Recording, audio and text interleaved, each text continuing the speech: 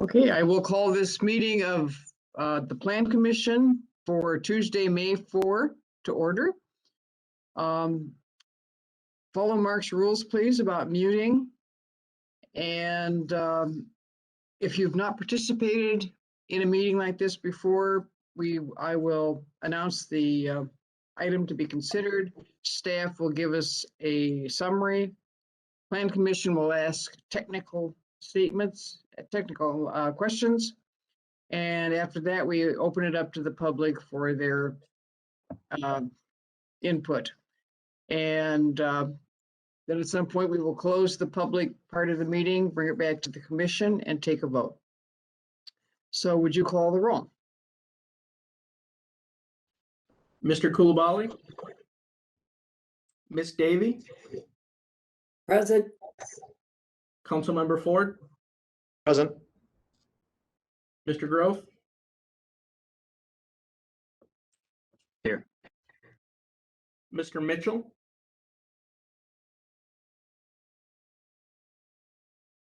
Mr. Perry? Present. Mr. Stengel? Present. Mr. Marshall? Mr. Hintz? Present. Chairwoman Prop? Present. 8 present. Excuse me, Mr. Marshall, I see you, or Mr. Mitchell? Here, sorry. 9 present. You didn't call me, Mr. Kiefer. Oh, I'm sorry, Mr. Kiefer. Mr. Kiefer, you're obviously Present. Okay, you have the April 20 meeting minutes, Plan Commission. What's your pleasure? Ken's motion to approve. Kiefer, second. Discussion on the minutes? Corrections? Okay, would you call the roll, please? Ms. Davy? Aye. Councilmember Ford? Aye. Mr. Grove? Aye. Mr. Kiefer? Aye. Mr. Mitchell? Aye.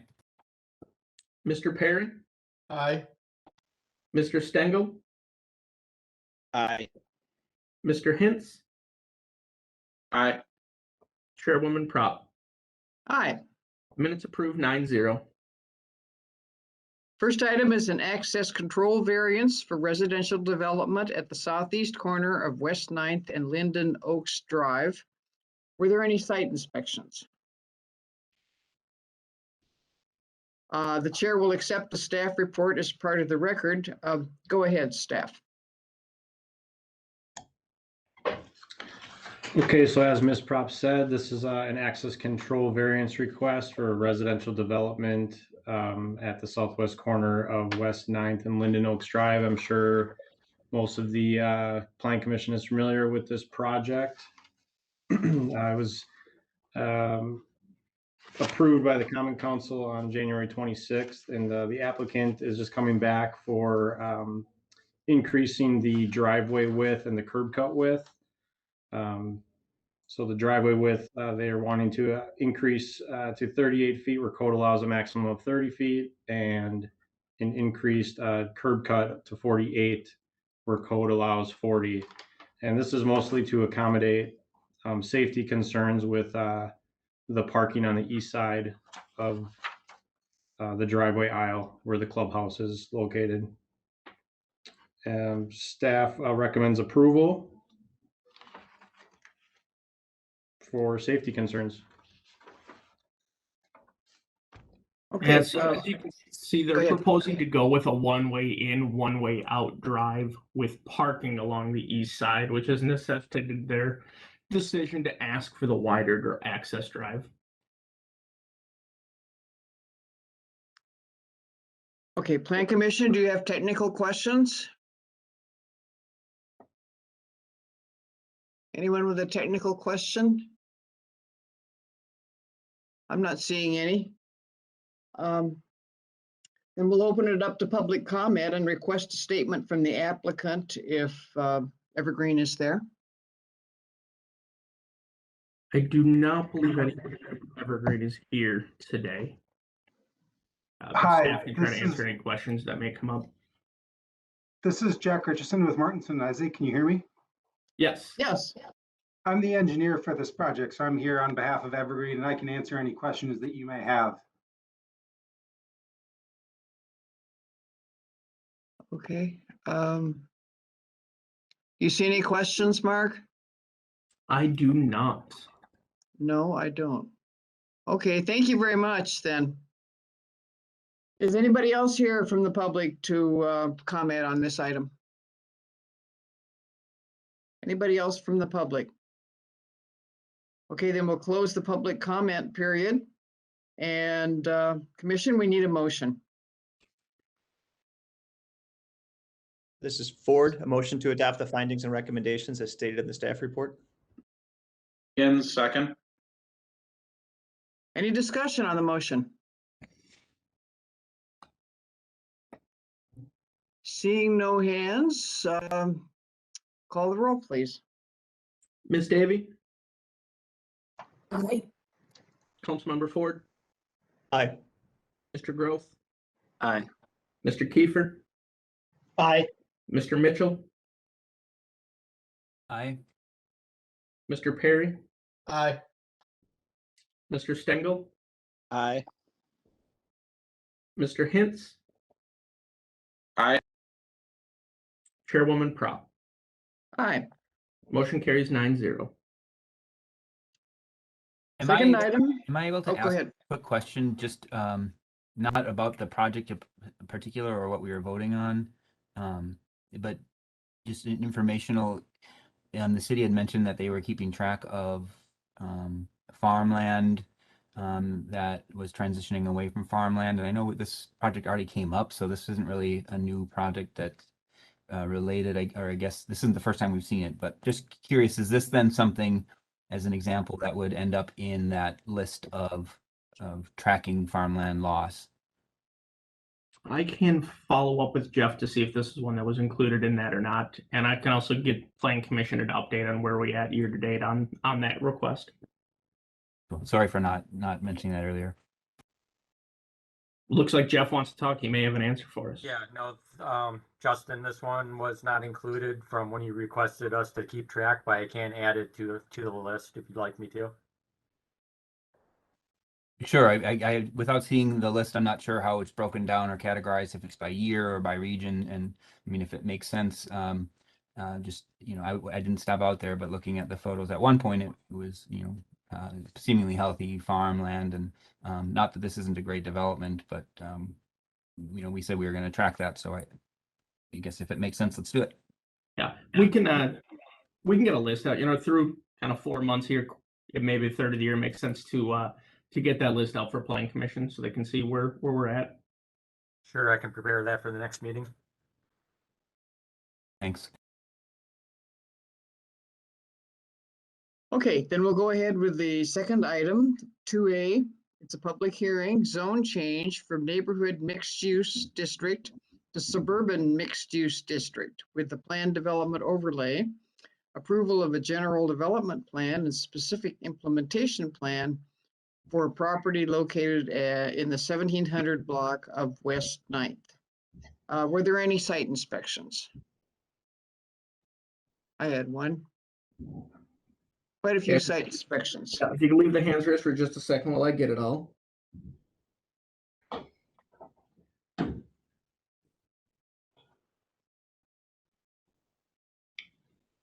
Thank you. Okay. The chair will accept the staff report as part of the record. Go ahead, staff, with the summary. Thank you. So the subject site is located on West 9th Avenue. It's located immediately to the east of the existing Quick Trip site. It has 2 vacant parcels. It's zoned currently neighborhood mixed use, and the surrounding area is commercial uses primarily to the west and residential uses to the north, south, and east. So the applicant is requesting a rezone from the existing neighborhood mixed use to suburban mixed use with a planned development overlay. That would provide consistent zoning with the quick trip site to the west, and that would allow for lot lines to be reconfigured for connection to the quick trip site to improve vehicular circulation, and that will be addressed under a later item. And then that planned development overlay will also serve to assist redevelopment of the site. So here's an aerial view of the site. Again, 2 currently vacant parcels. Next slide. The applicant is proposing development of an auto service facility, which will be Jiffy Lube. Auto service facility is a conditional use within the SMU zoning district. The proposal also includes a lot combination of the 2 subject parcels. The site will have one access from West 9th Avenue with a cross-access drive to the Quick Trip site to the west. The proposed access will require 2 access control variances, one for reduced lateral clearance and one for increased driveway width, and that will be addressed under the following item. The applicant is requesting a BSM to allow a reduced number of parking spaces to 6, where code would require 10 based on the floor area. And staff is supportive of that reduced parking as customers will drive their vehicles into those service bays. So there isn't really no need for the customer parking. And the applicant anticipates 2 to 3 employees at most times. So the 6 proposed will be sufficient. The applicant is proposing a dumpster enclosure in the southwest corner of the site. They're proposing a concrete masonry unit exterior. However, that will need to be adjusted as the dumpster enclosure will need to provide exterior materials that are on the principal building or else wood, one of the 2. The applicant is also requesting BSM for reduced setback, both along the front property line along West 9th Avenue to 8.7 feet where code requires 25 feet.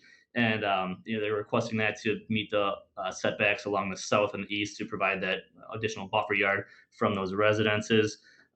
Staff is supportive as that reduced setback is consistent with neighboring setbacks and commercial properties, specifically Quick Trip to the west and CVS Pharmacy across the street to the north. And the reduced side yard setback is being requested as well along the west to 8 feet where code requires 10 feet. And that's just a result of proposal of moving that lot line to the east, which will be again discussed a little later. Next slide.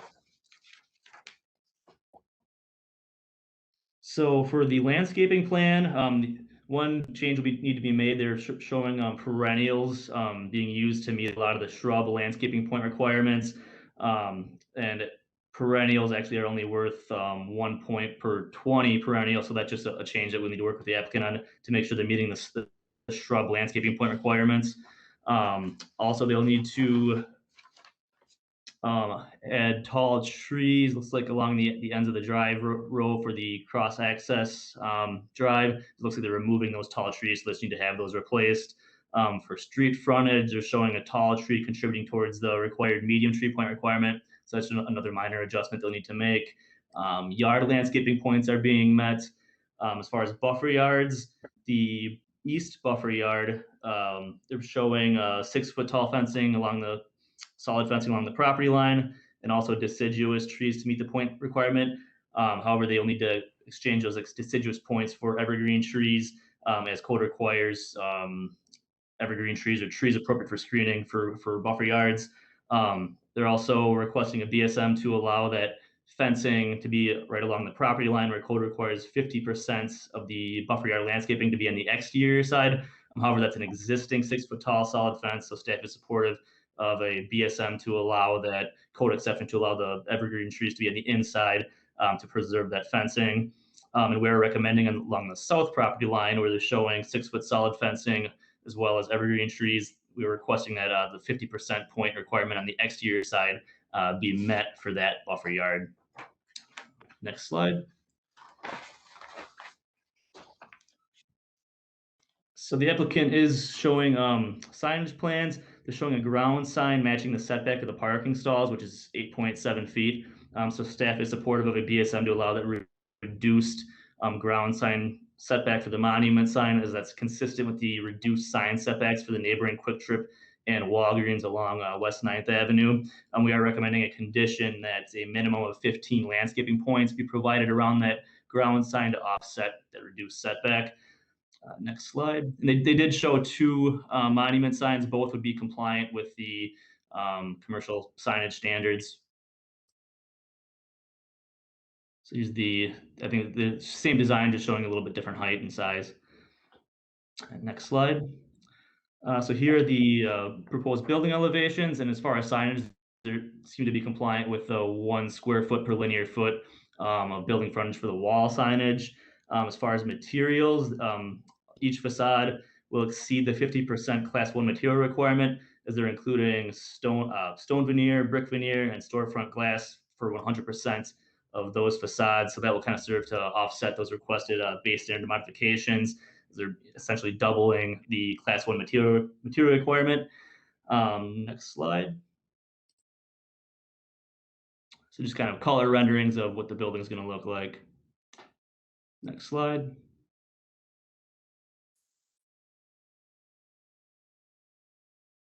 And here's images of those proposed materials. And the applicant has submitted a photometric plan. They are in compliance with the requirement that they do not exceed 0.5 foot candles along the property line. However, it does look like there's sections that are not meeting the 0.4 foot candle requirement. That's something that we can address during the site plan review process. Next slide. And staff has received several letters from neighbors voicing concerns, mostly related to traffic for the site. However, staff does feel that the reduction to one driveway with a cross-access connection to the Quick Trip site to kind of alleviate the traffic concerns for circulation, as well as it's a relatively low impact use as far as number of users of the site. So that should not result in much of an increase in traffic issues for the area. And we do have the Transportation Director, Jim Collins, available for any questions on that. So with that, staff recommends approval of the rezone, GDP, and SIP with the findings and conditions in your staff report. Plan Commission, are there technical questions? Looks like Tom Perry. Yes, the neighbors concerned about the traffic obviously is something to be concerned about, and driving up and down that road several times during a week, there is an issue in my opinion. But how often does the city reevaluate situations like that, especially after new development? And Mr. Collins could probably help answer how often they look at traffic analysis and studies. Yeah, I mean, we do a crash analysis every year, so every spring. So any issues with high crash locations come up at that time. There hasn't really been any major issues there. I did look at the crash history earlier today, and there have been a couple left turn crashes over the last few years coming out of Quick Trip, but there were only 2. There were a couple other crashes for a number of different reasons, being, a couple drivers that slid on ice and things like that are really generally hard to prevent. So there really wasn't a concerning trend there as far as traffic crashes go. It is difficult to turn left, I will say that, out of any of those lots there. But like Brian mentioned, for this site, it's going to get developed at some point, and this is a rather low traffic generator for a Jiffy Lube. I think they estimated like 25 clients per day was the national average. So we're not talking anywhere close to what a Quick Trip or something like that would generate. So I feel like it's a relatively low impact as far as traffic goes. Thank you. And as a quick follow-up, what necessitates a review is there something other than the annual traffic report or reports from the police department that might facilitate a review? Generally, Yes, you hit on one of the other ones. If the police department would call and say they're seeing an issue or trend, then we obviously work with them to evaluate what the issues are and come up with solutions or mitigation measures. But other than that, it's other than the annual review in the police department, if we get or if I get calls from citizens with specific issues or trends they're seeing, then obviously we look into those as well.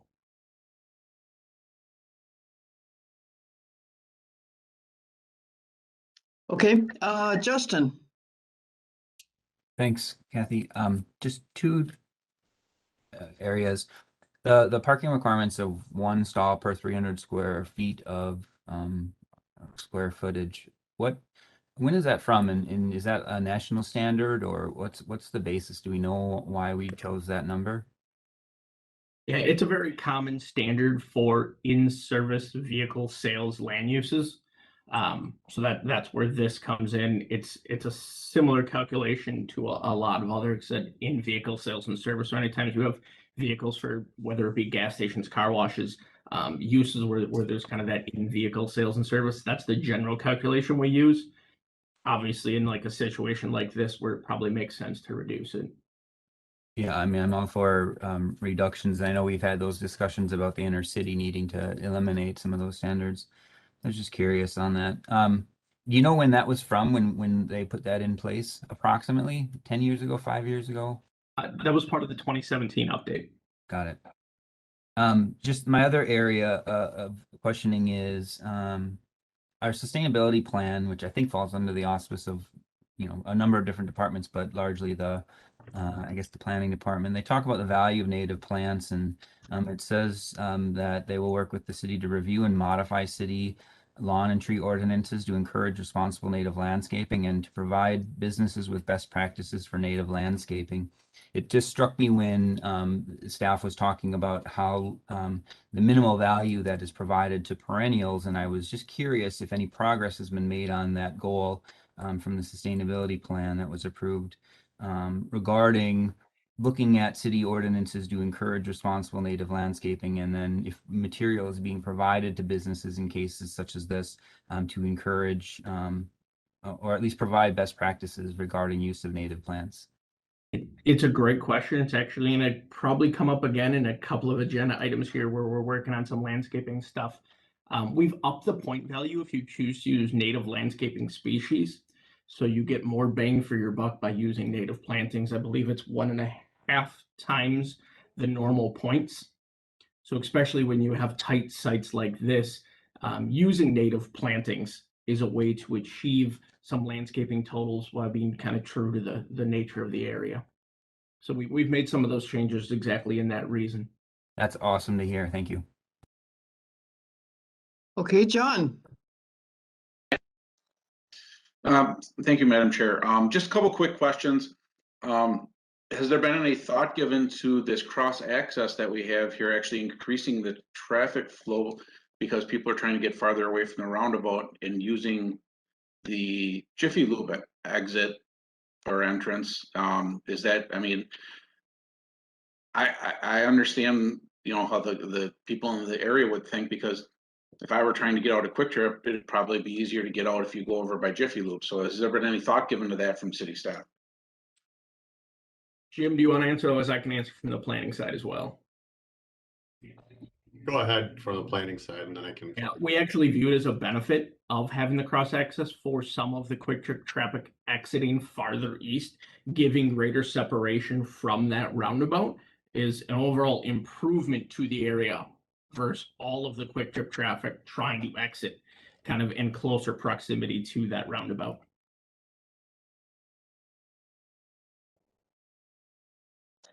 Okay, thank you. And what's the location on this driveway? Because we didn't see anything with the neighborhood around it. Is this driveway going to be directly across from Westfield, or is this going to be offset slightly? Let me see if I've got a plan that shows it. I believe, and I know Mr. Gierek is here, I believe it does line up with Westfield. That was one of the requirements from the city. It doesn't directly line up. It's kind of a little bit further east. I mean, it's within the right of way of Westfield, but it's shaded just a little bit further east from the intersection. So it's kind of the easterly parking lane of Westfield is about where it lines up. So kind of in It's pretty, here. pretty close to lining up with Westfield.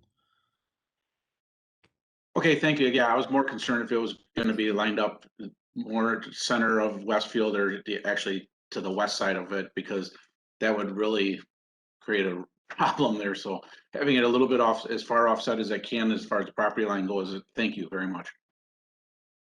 Okay, Margie. I just wanted to address Justin's question too. When the sustainability plan was originally written with the language about the native planting, that was accepted in 2012.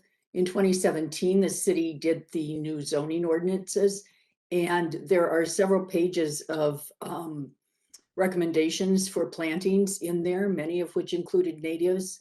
However, the Sustainability Board has recently revisited this, and we are in the process of creating a set of pamphlets, I can say that word, based on bushes, trees, perennials, that sort of thing for natives.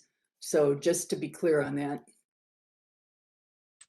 Margie, when sustainability finishes that, I'd like to get an update on it to see if there's anything we can add into the zoning ordinance. Absolutely. Okay, any other technical questions by the Plan Commission? It looks like Mr. Hintz, is that your question been answered? I see your hand is still up. Sorry, I'm used to you putting them down.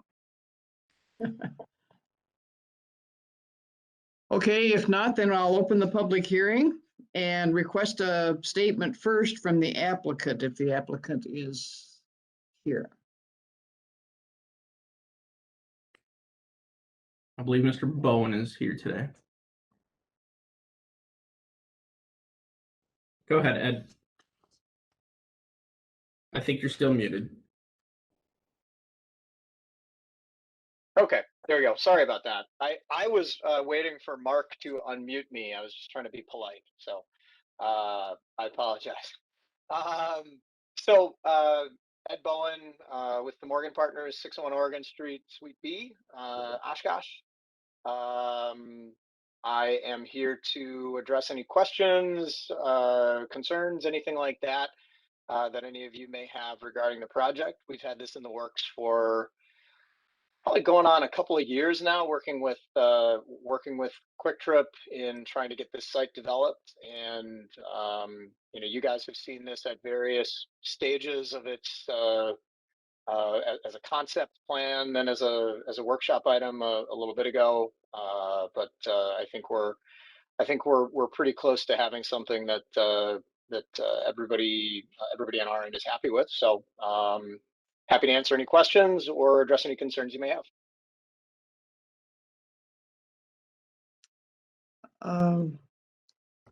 Well, I have a question, Ed. Sure. It might be sort of silly, but is access from on the side of the building there? I thought there looked like 4 bays or so. And then going out the other side. Describe where the access points are. Yeah, the building facade that you see in front of you shows it's in and out through those four doors. I think that's what you're asking. Yeah, in one side and out the other, or do you back out when you're done? Nope, in and out. It's a pull through. Okay. Yep. Which direction are you going? To the east, pulling through to the east, turning, going north out of the east side of the building, and exiting out onto 9th Avenue. So Okay. the circulation pattern goes counterclockwise around the building. Okay, thank you. Mike Ford. Yes, thank you, Kathy. Ed, we got a couple emails, people concerned about increased traffic on 9th. I know we talked about it a minute ago, but just curious if you could explain what you expect the traffic impacts to be compared to other possible uses for the site. Sure. Yeah, and I don't think I'm not immune to those concerns, obviously, and I think that the neighbors here have every right to to be concerned regarding traffic along 9th Avenue. I think that in my read of the situation, those concerns regarding this particular use are not necessarily appropriate simply because it's such a low traffic use. I dug in after seeing some of those concerns, and I did a little bit of homework in talking with the Jiffy Lube folks. The national average for a strong performing Jiffy Lube store is 25 trips per day. That's not 2,500. That's not 250. That's 25 trips per day. And primarily those trips are they're largely concentrated between the hours of about 11 a.m. and 3 p.m. So it's a timing distribution that lines up pretty decently on the other side of a lot of the heavier times that Quick Trip and Walgreens and CVS are being used, which can be earlier morning, later afternoon kind of commuting type times. I also dug into some numbers that I think might be helpful to put those 25 trips in context as well. So Quick Trip in that location shared their guest data with me, and they have about 3,600 trips per day to their site, based on the International Institute of Traffic Engineers. Your average Walgreens or CVS store is going to do probably somewhere in the ballpark of 1,500 to 1,600 trips per day. So sort of in aggregate at that intersection between those between those three uses, you've got about 6,700 trips per day. The 25 trips per day that would be generated by a Jiffy Lube use increase that amount by, and I did the math here, so I can't promise you that it's right. You'd have to have my third grader check me. But I get a 0.37% increase in that traffic, which I think, again, I'm not immune to the concern of traffic on 9th Avenue. I certainly understand that. I drive this road the same way. Tom Perry mentioned before, we drive this every day, right? We see the traffic here. But I think, generally speaking, as it relates to this particular stretch of road and this particular site in the context of that road, this use is probably about as low traffic a use is going to be economically viable in that location. Not to mention that, per a straight zone situation, you could have something that would be a significantly more intense traffic user there without the ability to control it via PD. You could have a coffee shop there without a drive-through. You could have a bank there. You could have some things there that might be a little bit harder to pin down if they're not part of a PD. That wouldn't be as low traffic as this one. So we feel that we're also helping reduce some of the points of conflict a little bit by providing that cross access and providing a little bit of a pressure relief valve, if you want to call it that, for some of the backup that might happen in the Quick Trip parcel, that they can then get a little bit further away from that roundabout, have a little bit more time to either turn left if need be, or have a quicker time to turn right and get out of it, and just release some of that intensity that's focused on that one driveway right now. So again, not immune to the traffic concerns on 9th Avenue by any means. I think the neighbors have well-founded concerns about some of that. I think they don't necessarily become made worse by this development, and I think you could argue because of the second driveway that they might actually serve as a net positive to it. Thanks. For Plan Commission's reference, double checking Mr. Bowen's math, it's a Please do. 0.0037 increase to traffic. Well, like I said, I just told you, you gotta have somebody to fact check me. I mean, basic math is not my strong suit. That's why I'm in real estate. Any other technical questions, Plan Commission? Any other questions for the applicant? If not, we'll open it up to the public to hear from the public who may be present. Please, either Mark or I will recognize you and state your name and your address and give us your concerns. So go ahead, public, raise your hand or signal to Mark. And I know we do have some folks that are on the phone that may not be able to raise their hand. Okay. So if they want to just unmute themselves, they can speak as well.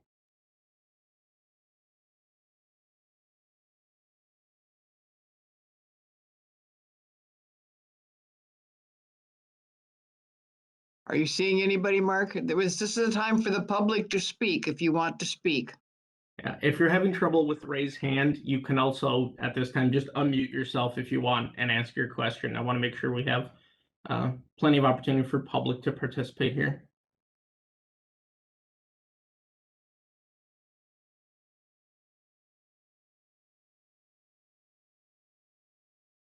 I'm not seeing I'll anything. ask again if there's anyone here on the call, on the Zoom from the public that wants to speak on this issue. Now is the time to do it.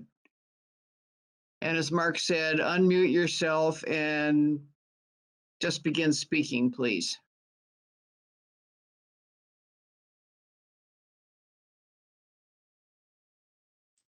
Do not see any. Okay. One last time, anybody from the public wishing to speak on this issue? Still don't see anyone? I do not know. Okay, then we'll close the public hearing. Anything else you want to say, Ed, about the project? Nope. Thank you for working with us. I appreciate the opportunity to workshop with this and get some feedback a couple of weeks ago. That's always helpful for us. So appreciate everybody's work on this. Okay, then we'll bring it back to the commission. We need a motion, commission.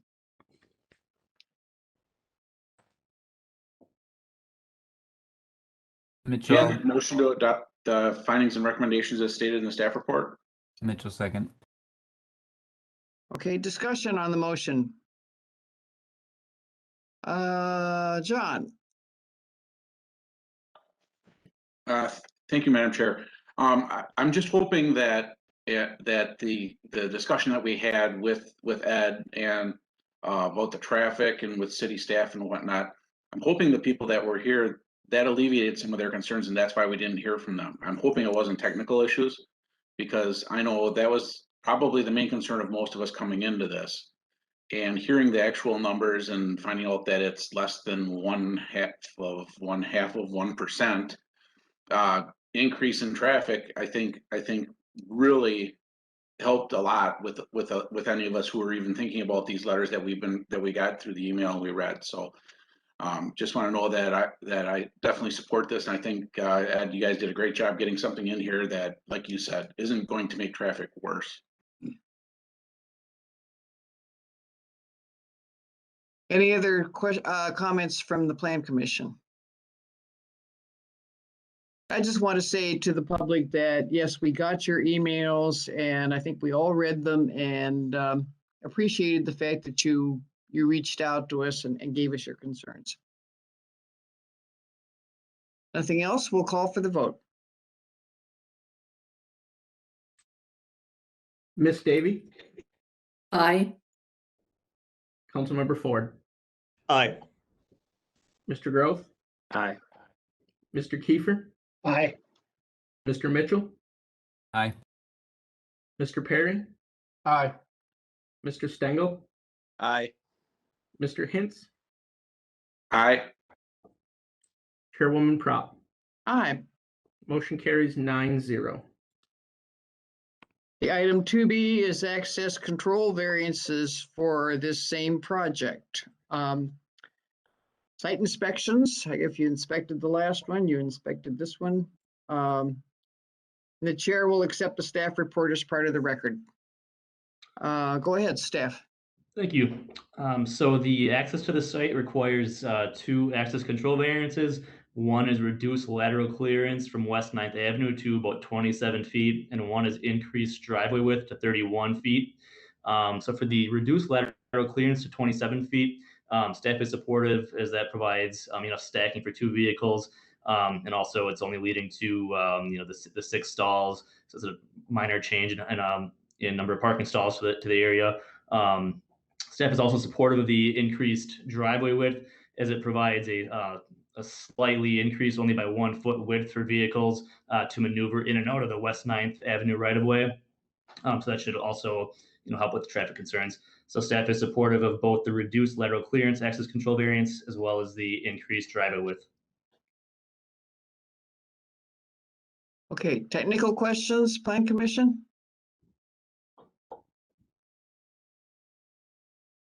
Any technical questions? Seeing none. Is there anyone here from the applicant? Would you like to talk about the access control, Ed?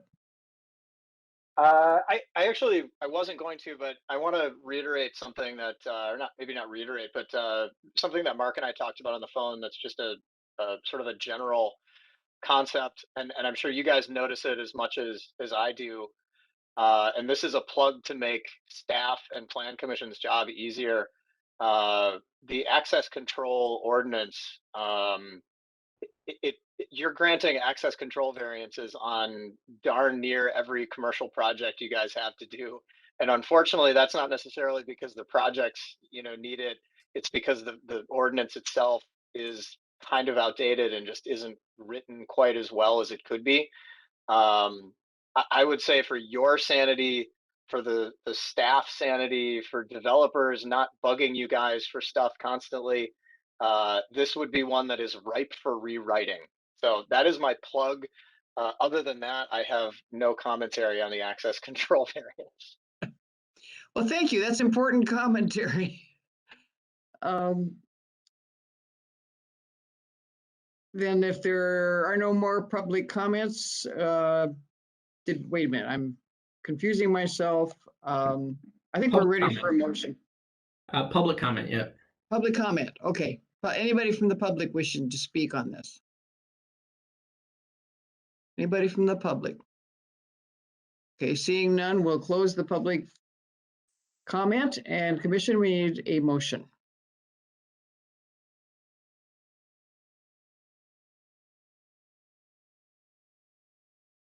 Ford, motion to adopt the findings and recommendations as stated in the staff report. Mitchell, second. Discussion on the motion. Personally, I like larger driveway entrances, so I'm happy to do this. Any more discussion? And call the roll. Ms. Davy? Aye. Councilmember Ford? Aye. Mr. Groth? Aye. Mr. Kiefer? Aye. Mr. Mitchell? Aye. Mr. Perry? Aye. Mr. Stengel? Aye. Mr. Hintz? Aye. Chairwoman Prop? Aye. Motion carries 9-0. Okay. Same site, on to item 3, the specific implementation plan amendment for lot line adjustment and shared driveway at this site. Site inspections, same ones would apply. Chair will accept the staff report as part of the record. Staff, go ahead with the summary. Thank you. So this is related as well to the previous item. This is an SIP amendment request for the Quick Trip site. The original approval, plan development approval was in 2011 for Quick Trip. So the applicant is requesting that amendment to move that lot line slightly to the east to expand the subject site or Quick Trip site slightly east by acquiring about 4,400 square feet of the neighboring property where the proposed Jiffy Lube will be. That is intended to provide sufficient area on the Quick Trip site to construct a two-way cross-access drive for connection to that future commercial site as the Jiffy Lube has been proposed. So staff is supportive of that. SIP amendment, as the proposed cross-access drive will improve vehicular circulation for the site and just improve traffic for the area. And that is the Okay, only change being proposed as part of the SIP amendment. So staff is recommending approval of the SIP amendment with the conditions in your staff report. And just for reference, here's the CSM. Quick Trip is the current owner of the Jiffy Lube site, so they're just looking to readjust that property line as they would sell the lot 2 for redevelopment. Okay, technical questions, anyone? Technical questions, anybody? Seeing none, we'll open the public comment. The applicant or anyone else have anything to say on this item? Anybody from the public wishing to speak? Go ahead, Ed. So just real quick, and this is more for public awareness than anything else, because I think in some of the concerns that were raised by neighbors, it was mentioned at one point when we had done our neighborhood meeting here, Quick Trip had planned on adding a row of pumps and expanding their canopy to accommodate those additional pumps. That is not something they currently have planned at the moment. It's not an improvement they anticipate making anytime in the near future, is what I'm being told. So I know that there was some concern that expanding those that pump canopy could potentially result in additional traffic from that site. However, that is not something that they plan on doing right now. So again, not necessarily part of the purview of what's being requested here, but it was something that was a concern from the neighborhood as part of this. So I want to make sure that's something everyone's aware of. Thank you, that's important. Anyone else from the public wishing to speak on this item? Anyone else? If not, we'll close public comment, and commission, we need a motion.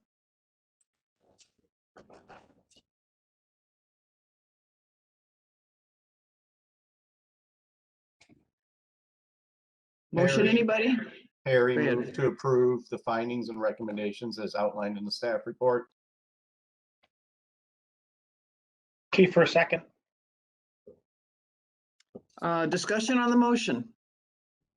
Anyone? Discussion on the motion. I'm not seeing any hands. So we'll call for a vote. Ms. Davy? Aye. Councilmember Ford? Aye. Mr. Grove? Aye. Mr. Kiefer? Aye. Mr. Mitchell? Aye. Mr. Perry? Aye. Mr. Stengel? Aye. Mr. Hintz? Aye. Chairwoman Prop? Aye. Motion carries 9-0. We'll go on to item 4A, General Development Plan and Specific Implementation Plan approval for indoor sales and service and vehicle sales use at the northwest corner of South Washburn and West Ripple. Were there any site inspections? The chair will accept a staff report as part of the record. Staff, go ahead with the summary. Thank you, Madam Chair. Items 4A and 4B, just as a note, are related. So I was going to present on both of them, and then we can have discussion. So item 4A is a general development plan and specific implementation plan approval for an indoor sales and service and vehicle sales use on this subject site. You can see it outlined in blue at the corner of Washburn and Ripple Avenue. It is for the Camping World project, and you'll recall that this came before us as a workshop back in March, I believe at the March 16th meeting. And so the applicants worked with us back and forth and made some changes to the proposal, and they felt that they were ready to come forward for GDP SIP approval. Next slide, please. So the subject site is zoned SMU, so Suburban Mixed Use Plan Development, and is right off of South Washburn. And also you can see Interstate 41 from the site just to the east. You can see here a site plan proposed by the applicant. This was the latest plan that they sent to us And there are 2 driveway access points on the east side there. The building is at the central portion of the site. And then general parking to the east of the building, that'd be customer parking and accessible for the general public to access the site and for employees also. Then to the western portion of the site would be RV storage areas and the stormwater retention pond. Access control variances to be discussed in item 4B. Those will be required for the access drives. Next slide, please.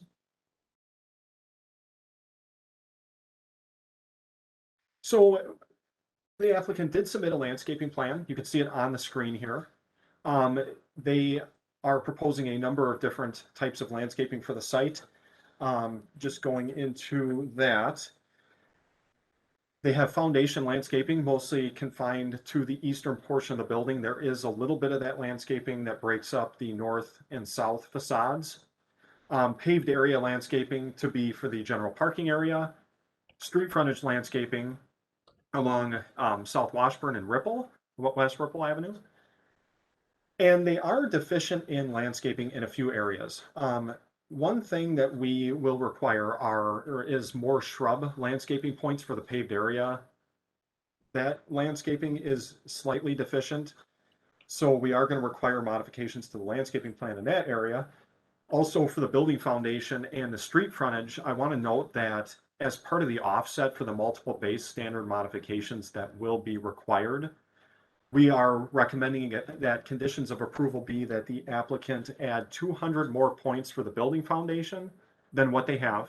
So 200 points beyond code and 200 points beyond what the requirement is for street frontage landscaping. Also, there is currently, as you can see, no yard landscaping proposed to break up that western RV camper storage area, that inventory space. That's just kind of a big sea of asphalt.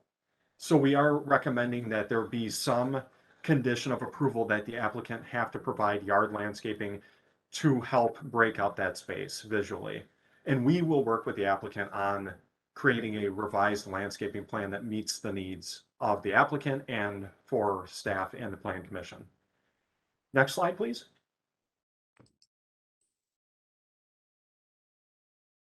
They did submit signage. You can see it on the screen here and in your staff reports. The signage is code compliant. There is a freestanding pylon sign proposed for the site on the left there of the screen. And then on the right, you can see the on-building signage. All of that I did check and it would comply with the code requirements. Next slide. Building elevations were submitted by the applicant. You will recall that this came up. These were an area of focus in the workshop. The east elevation on the top left does comply with the commercial design standards. More than 50% of that facade is Class 1 materials. However, the other 3 elevations are going to require base standard modifications. One, for the percentages of Class 1 materials proposed, you can see how for the north, south, and west elevations, those are well under the 50% Class 1 required for the commercial design standards. And then on top of that, for the Class 4 building materials, that ribbed metal paneling, which is more utilitarian in nature, that does not meet code. It is not permitted for a commercial building. So they are going to require a a base standard modification for design standards for Class 4 materials to be permitted. You can see some of the landscaping on the south and north elevations, those arborvitae proposed and some of the other points that will help break up the facades. So that's kind of where they're at as far as landscaping. Next slide.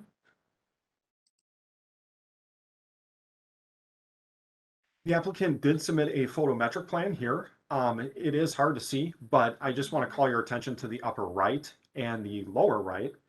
So on the northeast corner of the site on the upper right, the lighting is deficient. It falls below the 0.4 foot candle code requirement. So we are recommending that the applicant be required to up the lighting there to at least meet code. On the lower right, so on the southeast corner of the site, at the intersection there's actually excessive light trespass. So light trespass exceeding the 0.5 foot candle code requirement. We are okay from a staff standpoint with allowing a base standard modification for that area, as that is at the intersection. It is right of way there, and it is in accordance with some of the other developments, commercial developments that we've had, where we've allowed base standards for excessive light trespass to light at intersections and along the right of way there. Next slide.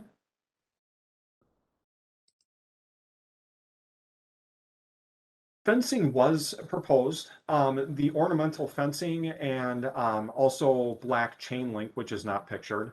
Black chain link will be proposed along, or was proposed along the east side of the building, along the east portion of the site, sort of dividing the site between the building and the south property line, to kind of delineate between and divide between the general parking and customer access and the RV storage. So the black chain link was proposed, and this ornamental fencing, 8 foot tall, would be proposed along the south, along West Ripple Avenue in the 25 foot setback. Base standard modifications are required to allow the 8 foot ornamental fencing because of the height in that 25 foot setback and in the street side yard. And then also to allow the black coated chain link. Chain link is typically not permitted in the front yard. So base standard modifications will be required for this fencing. Next slide. So staff did review this. As I said, we went over this with the applicant, talked about some of our concerns from a staff standpoint. Initially, the applicant was not providing really any offset for all the base standard modifications that were requested. Therefore, again, to recap, we are recommending a condition of approval that 200 additional street frontage landscaping points be required. Additional yard landscaping points be required to break up that RV inventory space. And then also 200 building foundation points of landscaping be required in addition to what code would require to help offset these base standards. And with that, we are recommending approval of this one with the conditions and finding as stated in your staff report. And Mark, I guess if we want to go through to the next, I can just go over the access control variance really quick.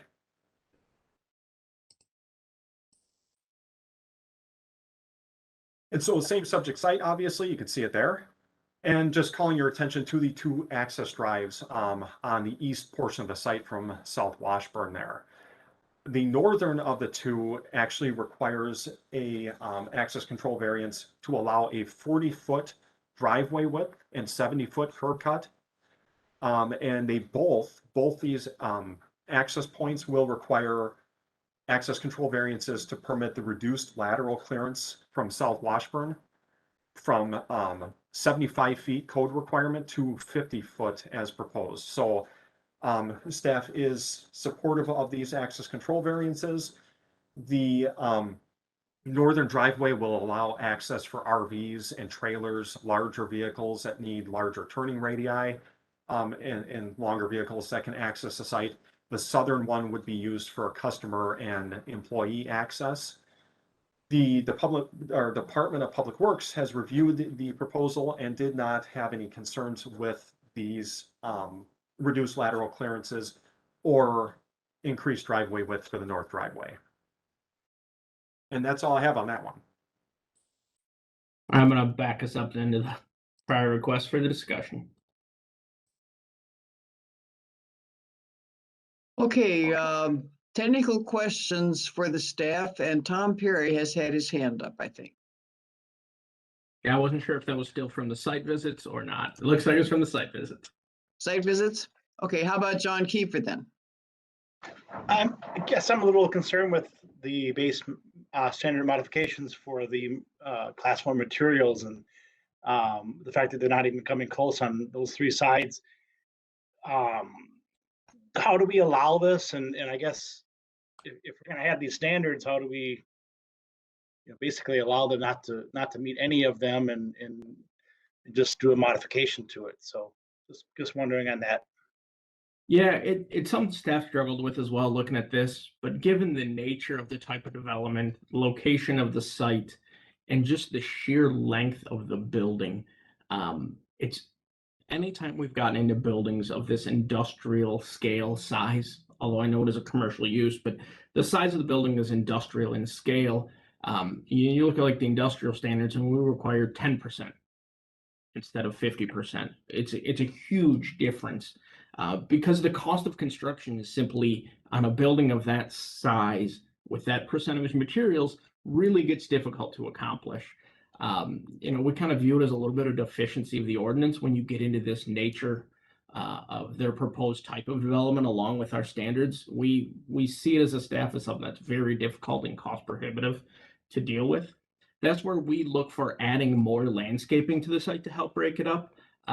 If you see, they had previously added some foundation landscaping, some additional brick over what the first renderings had. Looking at it, we feel that if we added a little more, especially on like the north facade, similarly, they have a couple of arborvitae. If we start to add a little more to that with another 200 points of landscaping, we get to something that we feel is a reasonable compromise.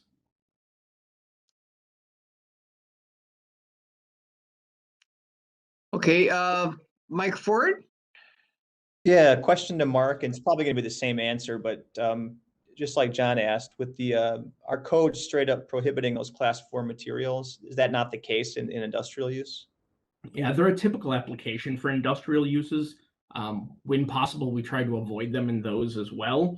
And it's that same thing. It's scale of development and material cost really being elevated. Okay, thank you. Margie? A couple of questions. Are there other buildings along this corridor that would be similar in nature as far as the materials? Is this going to fit in because it looks like another building nearby? Yes and no to your answer. There's nothing immediately in the vicinity. Immediately, like south of this is Osh Vegas on the other side of Ripple Avenue. There's no development immediately north of it until you get to, I believe, Big Rig Chrome, which has a similar layout, a very nice front end of the building with more industrial looking rear side of the building. Okay, and I'm also a little confused by the shape of the lot that's being shown and then the shape of the what's being built on it, the floor plan, if you will. Yes. Do they own the land north of here, but they're just doing nothing with it at this point? They would be buying basically that southern portion of the property from the current owner for their development, and then there would still be, potentially 1 or 2 developable parcels north of it yet. Can you use your little cursor and kind of show me just where they're buying it? Yeah, they're we're basically looking at buying here? the southern portion of it. Okay. Thank you. Justin? Thanks. Question about parking lots. I think it said something to the degree of 171 stall parking lot, or that image looks quite large. Can somebody come in and put in, let's say they meet all of the landscaping requirements in the front of the building and they have their points met. Can they put in a huge, giant, uninterrupted parking lot of 200 stalls that has no shade, no breaks, no interruptions or anything? So the differentiation here is it a parking lot for parking or is it storage? Storage areas don't require end caps, parking islands every 20 spaces. Parking lots require those. So to answer your question up front, if it was a parking lot, say this entire thing was a parking lot, they would not be exempt from any of those requirements. They'd have to have end cap islands every 20 stalls. They'd have to have a mid-row island. For outdoor storage land uses, they are not required those. And staff looks at this as agreeing with Justin. It is a huge area of uninterrupted asphalt. Now, they are exempt from having to do some of those requirements, but through the plan development, we're asking that they add something. They're not going to have, we understand the nature of how that area is going to be used. and it's not traditional parking, but we'd like to see some landscaping incorporated into that area. And as Stephen had mentioned, they don't presently have their yard landscaping points. This is an area we feel we can work through with the developer to break up that area, add landscaping where appropriate without, impacting the functionality of the area, but still break up that really large area of asphalt.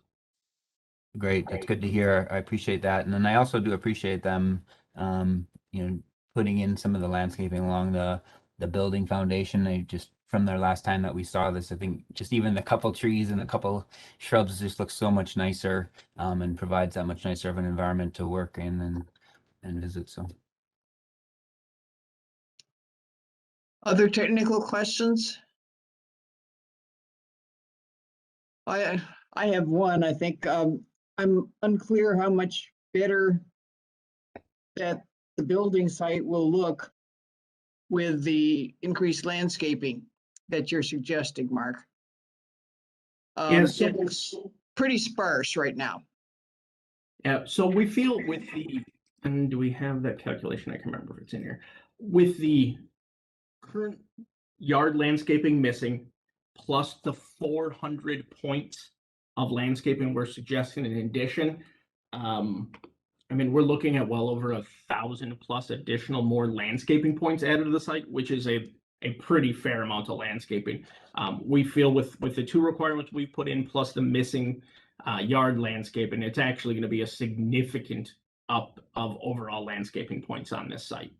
If I go back here, I'm just trying to, so right now, it looks like they're at about 4,400. They're missing quite a bit for yard and stuff yet. So like I said, we're looking at about 1,000 points more, another 25% landscaping added to the site. So we feel it'll be pretty impactful. Okay, all right, thank you. More technical questions? If not, we will open up the public comment and request a statement from the applicant if they are present. Yes, they are. I think he's got his hand raised. So go ahead, sir. Chris Walter, DBS Group, and Nathan said Logic with DBS Group. And we actually have Derek Matter with Camping World with us as well. So appreciate the feedback and appreciate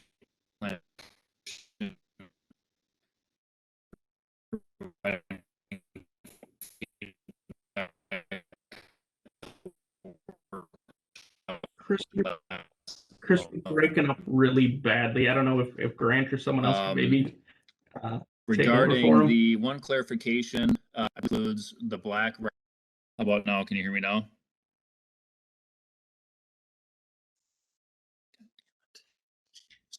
No, you're breaking up pretty badly.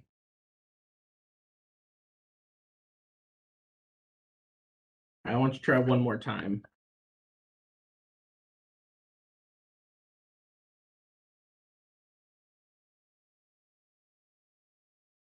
Grant or one of the other members from their team, could you guys maybe jump in for us?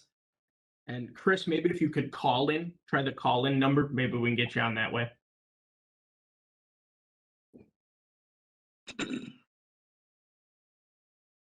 evening, Grant Ducatch with Excel Engineering here. Can you hear me? Yes. Okay.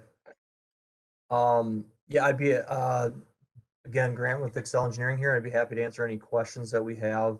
I know Chris was at DBS Group, the contractor and owner's rep for Camping World, is involved with the interaction with Camping World specifically. So I know he was likely going to have a statement for the owner and do that on their behalf. So I can certainly answer any questions in regards to that, but we're here to work with staff. And if Chris can get back on, I'm sure he can answer any of those owner specific statements and questions, but definitely here to help out and answer any questions that Plan Commission may have.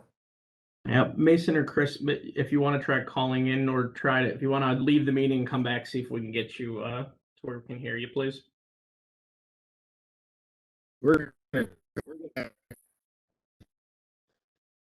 We'll give you just a second. Thank you.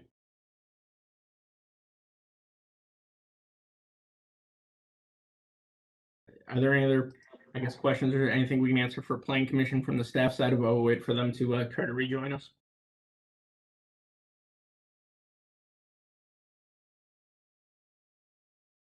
This will lead really well into the discussion we're going to have under the planning director's report. Okay.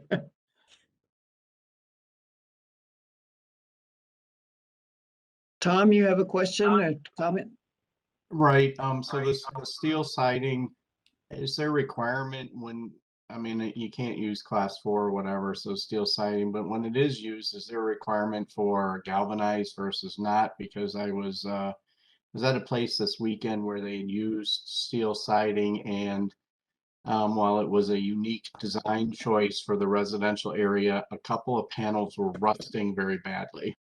Yeah, I believe we do require it to be galvanized. I will check on that quickly.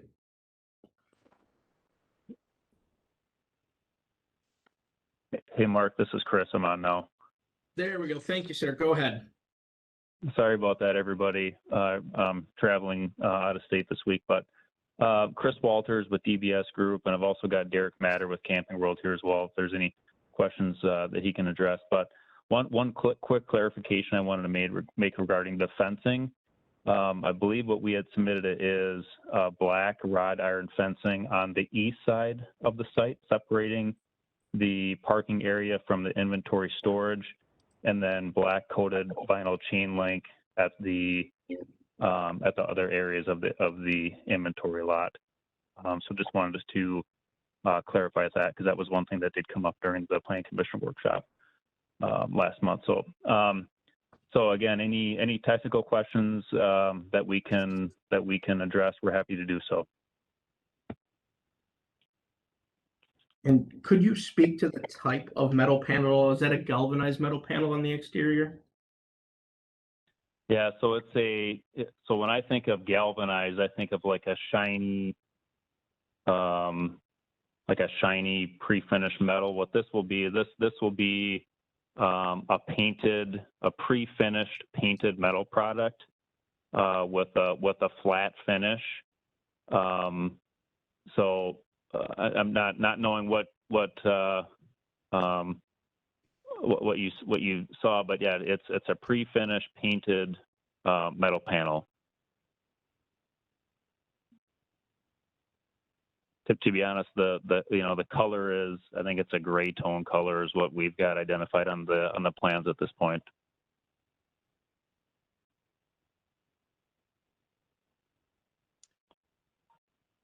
Well, I have a question. Now, what was it? Oh, are you willing to accept the conditions, the extra landscaping conditions that the staff are suggesting in their report? Yeah, we are. We've been talking about it as the meetings progressed, and yeah, I think we would just work with staff to identify, some strategic locations for landscape islands in the inventory lot area, and try and coincide those with like light pole locations. So yeah, we're confident that we can come to a resolution that both staff and the city and that Camping World will be happy with. Okay, good. Margie, you have a question? I do. If that's painted metal, does it have to be gray, or could it be something less industrial looking that would match the front facade where it's tan and blue? Yeah, it doesn't have to be gray. It can be tan. There's some standard pre-finished color, so it's not an unlimited color palette. But yeah, it certainly could be, more of an earth tone, if you want to call it that. A warmer tone, certainly. If that would please the Plan Commission. Personally, that would make me a whole lot happier with it. Tom? You're still muted, Tom. As far as the metal panels, I'm just happy that they could be repairable without having to take an entire panel down. So I'm not as concerned about colors. I'm just concerned about the potential for rust, and the fact that they're painted means that they can be repaired.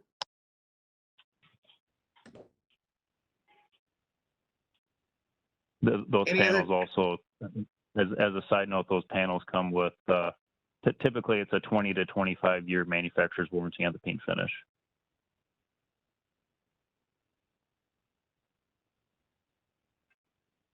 Any other questions for the applicant?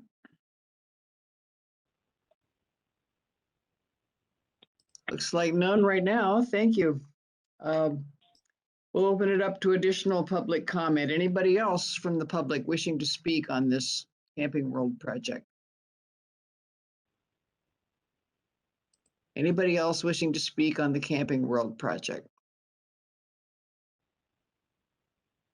Well, I'm not seeing any. Are you, Mark? I do not. Okay, then we'll close the public comment. Applicants, do you have anything else you want to say right now? No, thank you for your consideration. And again, thank you for the feedback at the workshop last month. We appreciate it. All right, then commission, we need a motion to adopt the findings and recommendations as stated in the staff report. So moved. Mitchell, second. Okay, discussion on the motion. Mike? Yeah, thanks, Kathy. Thank you, Mark, for your explanation about the material class. When I first read this, I was kind of thinking, no way. But I think it's probably exposed the fact that our ordinances can be pretty blunt, especially dealing with unique projects like this one that looks industrial, even though it's technically commercial. So I'm guessing this is what you were hinting at with the planning report, but maybe this is the impetus for us to go back and look and maybe recommend a little more nuance in those ordinances. So based on your explanation, I'm okay with this. Okay, John. Okay, I'll keep this brief because I'm probably starting to sound like a broken record with this, but I just want to encourage staff and if there are any other future developers who happen to watch this meeting, these workshops before they come to us are phenomenal. It's made it so much easier, and just by the discuss, we iron out so many of the wrinkles in a workshop, and I think it's just making this process so much easier. So thank you again, city staff, for doing this. Thank you. Any more discussion? Seeing none, let's call the roll. Ms. Davy? Aye. Member Ford? Aye. Mr. Gross? Aye. Mr. Kiefer? Aye. Mr. Mitchell? Aye. Mr. Perry? Aye. Mr. Stengel? Aye. Mr. Hintz? Aye. Chairwoman Prop? Aye. Motion carries 9-0. Next item is 4B, access control variances for indoor sales and service and vehicle sales use at the same site, northwest corner of South Washburn and West Ripple. We've already, same site inspections, and the chair will accept the staff report as part of the record. And I believe the staff has already presented a summary. Yep. Yeah, if we want to jump straight to technical questions, happy to do so. Okay, any technical questions about the access control? Seeing none, I'll open the public comment. Does the applicant have anything to say about the access control? No additional comments. Thank you. Okay. Anybody else from the public wishing to speak on this item? Anybody else wanting to speak? Seeing none, we'll close public comment, and commission, we need a motion. Ken's motion to adopt the findings and recommendations as stated in the staff report. Ford, second. Any discussion on the motion? Seeing none, let's call the roll. Ms. Davy? Aye. Councilmember Ford, Aye. Mr. Grove, Aye. Mr. Kiefer, Aye. Mr. Mitchell, Aye. Mr. Perry, Aye. Mr. Stengel, Aye. Mr. Hintz, Aye. Chairwoman Prop. Aye. Motion carries 9-0. Okay, we'll go on to item 5A, public hearing, zone change from urban mixed use to urban mixed use with a planned development overlay, and approval of a general development plan and specific implementation plan for property at 630, 640 North Main Street. Were there any site inspections? The chair will accept the staff report as part of the record. Staff, go ahead. Put your hands up for just a second while I get everybody, please.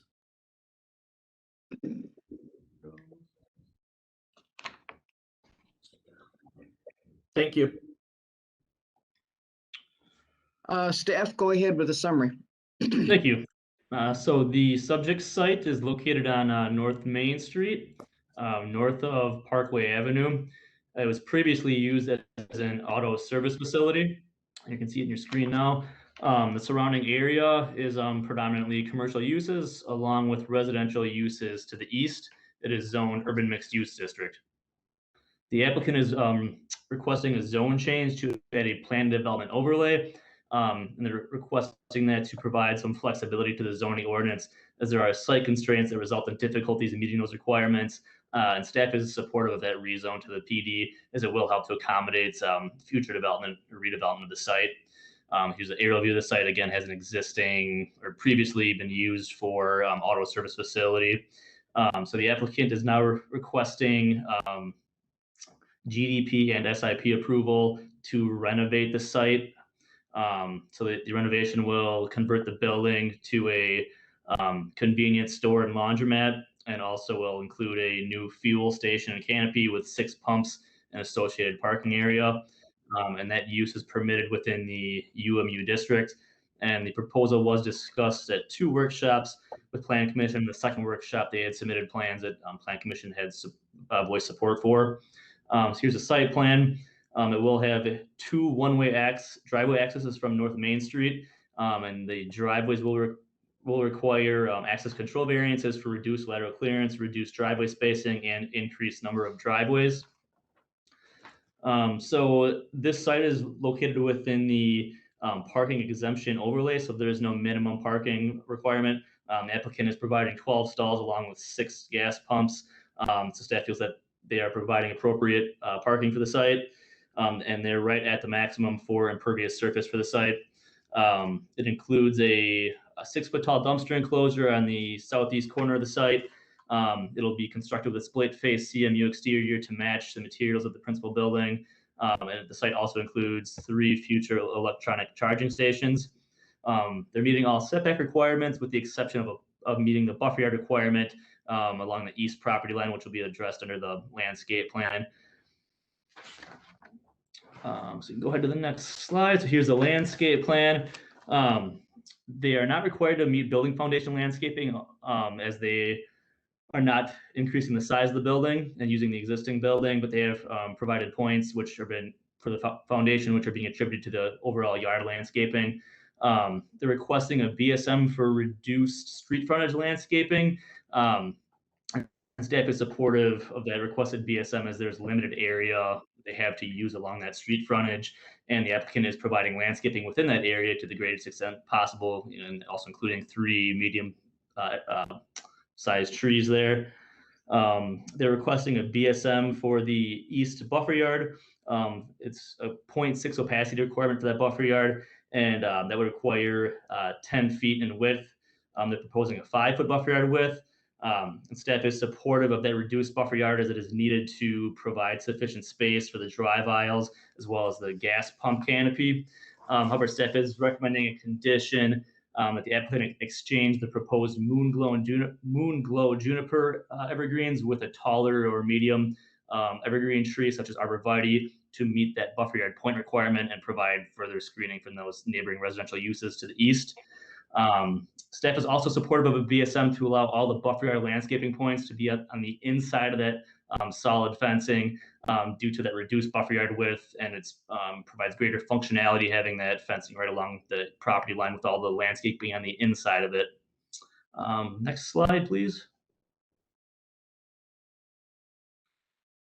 And here's the kind of the point breakdown for all the landscaping. Next slide.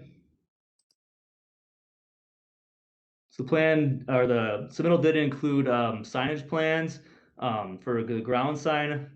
They're showing a 15-foot tall monument sign, which includes an electronic message center along the southern frontage of the property. That will require a BSM, as the sign will be placed about 94 feet from the residential properties to the east, where code requires a 100-foot separation of EMCs from residential properties.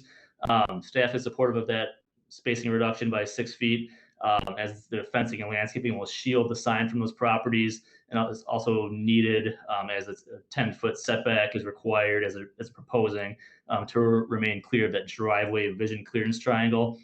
They're also showing canopy signage and on-building signage, which appears to be in compliance with wall signage area allotment, and that can be addressed under a separate building permit for signage. Next slide, please. So here's the photometric plan. It is meeting the requirement that they do not exceed 0.5-foot candles along the property lines. They're requesting a BSM for increased lighting levels to 0.7 and 0.9-foot candles along the front property line for Main Street for those driveway entrances. Staff is supportive as they're only going slightly over that 0.5-foot candles, and that is exceeding only within the public right of way. Next, we'll have the building facades. So the proposed building elevations exceed the code required 50% class 1 materials for all facades. They're using brick veneer, split face CMU, and the glass storefront area. They're also providing soldier courses on all facades to provide further articulation. So staff is supportive overall of the BSM requests, as they are exceeding the overall yard landscaping requirement for the site, and they're also providing enhanced building facade materials to offset the BSMs as well. And again, here are the kind of view of the elevations of the building. So staff is recommending approval of the rezone, GDP, and SIP with the findings and conditions listed in the staff report. And they're also needing the access control variances. So as with the last staff report, last item, we can go ahead and probably do that right now. So they're requesting access control variances for reduced lateral clearance to 6 feet where code requires 75 feet, reduced driveway spacing to 77 feet between the two on-site driveways, and 10 feet to the Burger King driveway to the south, and increased number of driveways to 2 where code allows 1. So the reduced lateral clearance, staff is supportive of that as based on the site constraints and the narrow width. They have limited area to try to meet that lateral clearance. With the reduced spacing, staff is supportive as they're providing as much spacing as they can. They don't have enough spacing on the lot to meet the 105-foot minimum, and the increased number of driveways to 2 is needed to provide that one-way access in and out of the site. And they will be utilizing existing curb cuts that are on the site right now, so there's really no change to the existing conditions. So staff is supportive of the reduced lateral clearance, reduced driveway spacing, and increased number of driveways. Yeah, and just a quick additional comment. Given the nature of North Main Street, where we have some of those pedestrian bump outs and landscaping, really in staff's opinion, it makes the most sense for redevelopment of this site to use the existing curb cuts, so we don't have any impact on that streetscaping improvement that's been made in the past.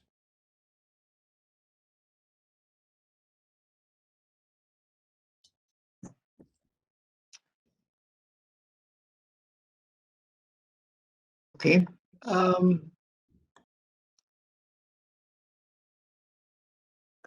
Plan Commission, do you have any technical questions?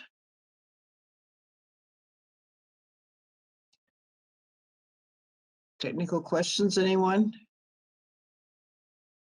Not seeing any.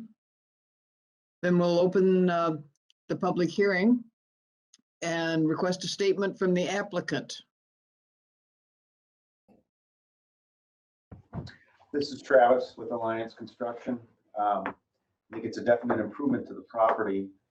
and I'm not sure if Brian mentioned it or not, unless I missed it, there is gonna be a masonry fence on the east side of the property between the residential neighborhood and this property. Did you say masonry? Correct, yes, Like brick? yes, block, Okay, base block. good. Brick block, good. Anything else you want to say right now? Not unless you have any questions for me. I think Dell may want to make a comment, the property owner. Okay, Sure. Good evening, Plan Commission. Thank you for taking up our item here. I just wanted to say, as Travis had reiterated, you know, we want to make an improvement on the site. You know, we did do a traffic impact analysis to help alleviate any possible traffic concerns. As far as the east residential, I spoke with the neighbor there, and you know, their desire was to have a fence, and we thought the most aesthetically pleasing you know, material would be probably brick, and that would cancel out some of the noise pollution you know, that may be generated. We don't intend this location to be high traffic, you know, given there's three gas pumps, 6 fueling positions, 3 electric vehicle chargers, but still we wanted to make sure you know, we got all our data and everything in order. This location will not be operating 24 hours. The hours will be from 5 a.m. to 11 p.m. So it's very limited, and you know, we just want to bring everyday, you know, quality products and convenience items to the immediate neighborhood and people that commute and work you know, in that area. So it's a pleasure, and you know, that's all I have for now. okay. Anybody else from the public wishing to speak on this item? Were there any questions from Plan Commission for the applicants? Oh, I see Derek. Thank you, Mark. I got a question for Dell. So there's a laundromat connected to this, correct? Yes, sir. What are the hours for that? The same? So, Mr. Groth, the hours for the laundromat will be the same as the convenience store. Okay, thank you very much. Yep, thank you. Anybody else, Plan Commission, have a question for the applicants? Thank you, Mark. Okay, now, anybody else, someone else from the public wishing to speak on this item? Yes, ma'am. Can you hear me? Yes, we can. Although I think I had a discussion with Dell, we never discussed brick fencing, although it is a good idea. I think my concerns are mostly about the noise and people being able to see through the fence, and the masonry would be excellent. Trees, as far as I was gonna ask, how tall is this all gonna be? Are we gonna have to stare at everybody filling gas and acting the fool in the parking lot? I mean, I have young children here, so I think I'm just more concerned about the noise and the lights coming over on my side. So the fence would need to be 6 feet tall at the time of construction. The landscaping, depending upon the species they choose, would have anywhere from 4 to 5 feet at time of planting and then grow from there.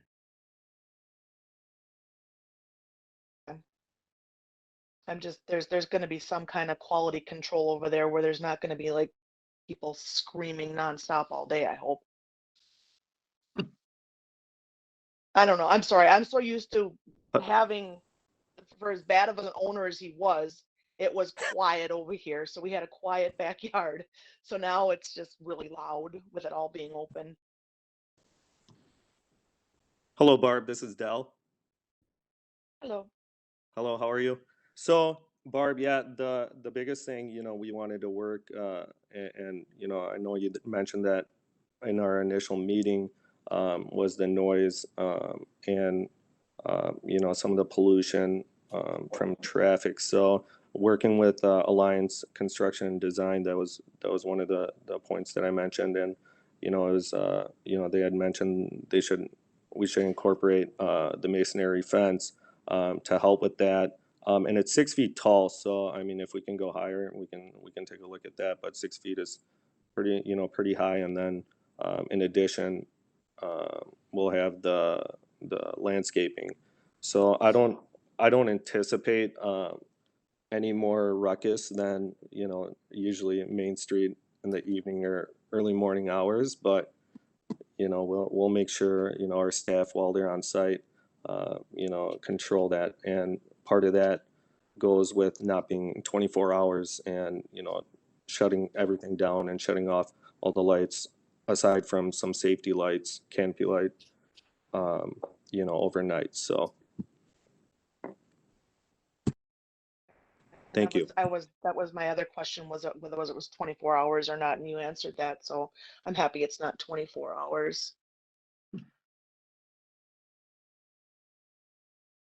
And just a note for the applicant and plan commission, CMU zoning does allow up to an 8-foot fence in rear yards. So the applicant could go up to 8 feet with that fence. That would be awesome. I don't mean to be picky, but that would be awesome. Yes, Yeah, that sounds like a good idea to me. Sure. We can change that on our plans to 8 feet. Thank you. Perfect. Anybody else from the public wanting to speak on this item? Anyone else from the public wanting to speak? You see any, Mark? I do not. Okay, then we'll close the public hearing. Applicants, do you have? I'm sorry. Can I ask one more question? Sure. I'm sorry. Del, are you guys going to be painting that brick building that's facing my yard along with the rest of the building, or refacing it? So the plan's showing is a reface, I think, with new brick materials and such. So on all sides, on the side that's facing your property, as well as the side that's facing the vacant lot that's for sale on Main Street. So All right. All right. it'll I'll leave you guys look alone now. nice. Thank you. Yep. Thank All you. right. Thank you for Thanks. attending. Thanks. Bye. Okay, applicants, do you have anything else you want to say now? Nope, I'm no comment here from Alliance Construction.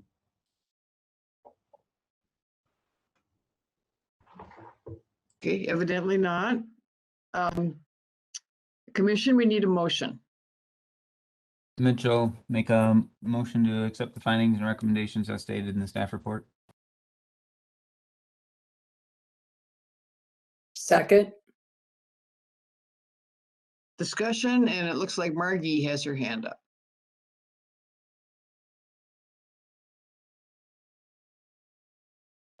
Sorry, forgot the mute button. I just want to commend you on taking what was a total eyesore on North Main and turning it into something that really looks nice. This matches J&R across the street just beautifully, and now all we have to do is all the rest of the street. But seriously, it is just very striking, and I was uncomfortable. I am uncomfortable, frankly, about putting more fossil fuel out there in any form, but you've done a remarkable job with it. So thank you for that. Justin. Thanks. I've got 3 things. First, just curious, he has indicated that they're not interested in doing 24 hours, which sounds like that's a great benefit to the neighborhood. I'm curious if that's enforceable. So can you say that I'm not doing 24 hours, get the neighbors to say, all right, that's cool, let's move forward, and then, you know, one weekend say, all right, we need to go 24 hours? I'm not saying they're going to do that. I'm just for my own information, is that really something that's enforceable? Yeah, hours of operation, generally speaking, from a land use perspective, are not enforceable. Okay.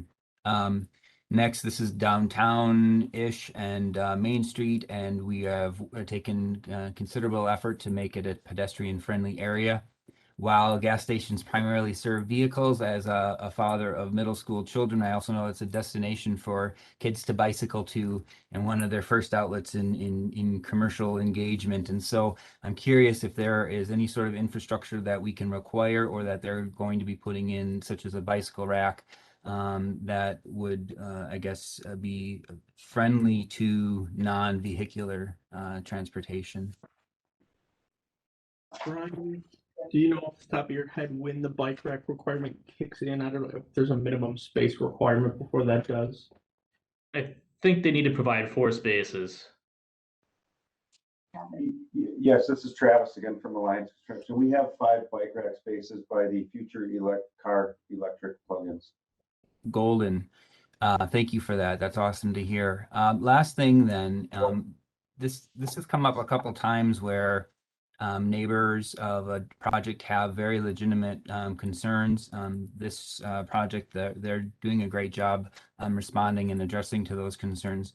I'm wondering if the city has ever considered or looked at the possibility of just providing an optional financial resource to those neighbors if they were interested in putting plants like a buffer, row of arborvitae or trees, where as part of support for this project or for economic development, that similar to how we utilize neighborhood dollars for front landscaping improvements to offset a portion of the cost, if that's something we've ever considered, where not that we would require it, but if they were interested in putting trees on their own side as part of the buffer, that we would help offset those costs.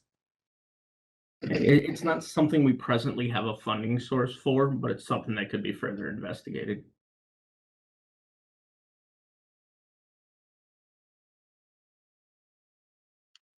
Okay, any other discussion? Seeing none, then call the roll. Miss Davy? Aye. Mr. Groth? Aye. Mr. Kiefer? Aye. Mr. Mitchell? Aye. Mr. Perry? Aye. Mr. Stengel? Aye. Mr. Hintz? Aye. Chairwoman Prop? Aye. Motion carries 8-0. Next item 5B is the access control variance for this development at 630, 640 North Main Street. We've heard from the staff already. Any technical questions on this, Plan Commission? Seeing none, we'll open it up for public comment. Anyone have any public have anything to say on this item? Access control. Anyone wishing to speak on the access control? Seeing none, we'll close public comment. And we need a motion.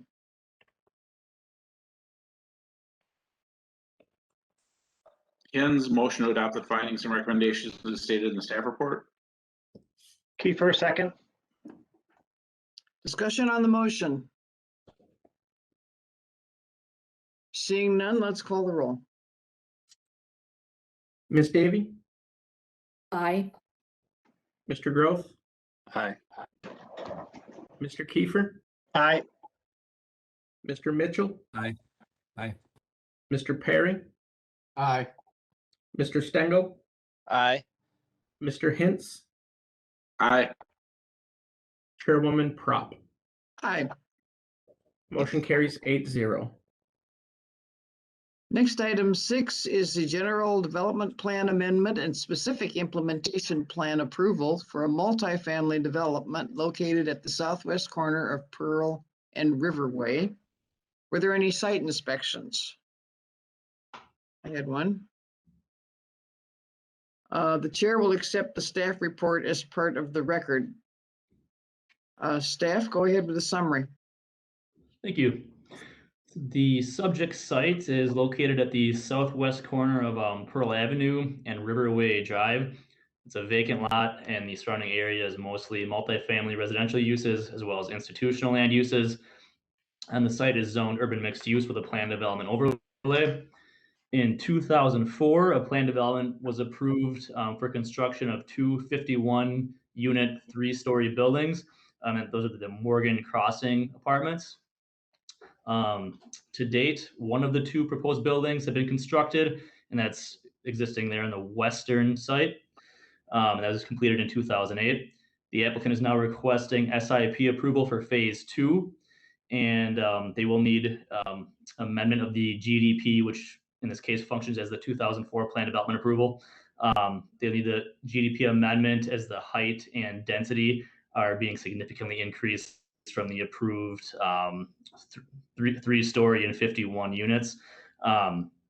So plans for the site include a 5-story, 83-unit apartment building with a density for the site of approximately 59 units, where the UMU district for the size of the site would allow a maximum of 51 dwelling units for the site. So staff is supportive of a BSM to allow that increased density, as the proposal is consistent with the 2040 comprehensive land use recommendation of city center or center city, which promotes high density housing. So it's consistent with that comprehensive land use recommendation. The site has a single access from Riverway Drive to the parking lot, and the parking lot will connect with the existing phase 1 parking lot to the west. Will include 97 new parking spaces, with 57 being underground and 40 surface parking spaces. That will require a BSM, as code requires 193 spaces. Staff is supportive of that parking reduction, as each unit will be provided at least one parking space, and the majority of the units will be 1-bedroom or studios. Also, the site will be predominantly used or is also in a walkable area, and the site is essentially located so it's walkable access in the surrounding area. So there's the reduction of the need for parking. The applicant is requesting setbacks for the front yard and street side yard along both Riverway and Pearl. They're both showing a 17-foot setback, where code requires a 25-foot setback. Staff is supportive of that setback reduction, as it is consistent with the setbacks of the existing phase 1 multifamily development. And again, it's kind of a center city area, so the reduced setback is supportable.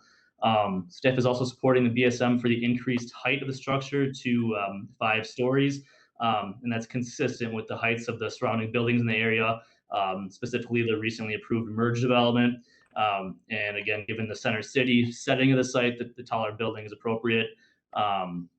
Code also requires multifamily uses to have outdoor recreation space. This site will not have any outdoor recreation space. Staff is supportive of the BSM to waive that, as site constraints do not provide feasible area for outdoor recreation. And again, it's a walkable area. Residents are primarily adults, so there's less of a need for that outdoor recreation area. Next slide, please. All right, so here's the landscaping plan. They are meeting the building foundation requirements for landscaping, and they're also meeting paved area landscaping requirements, with the exception of, it looks like they're missing about 5 parking row end landscaping trees.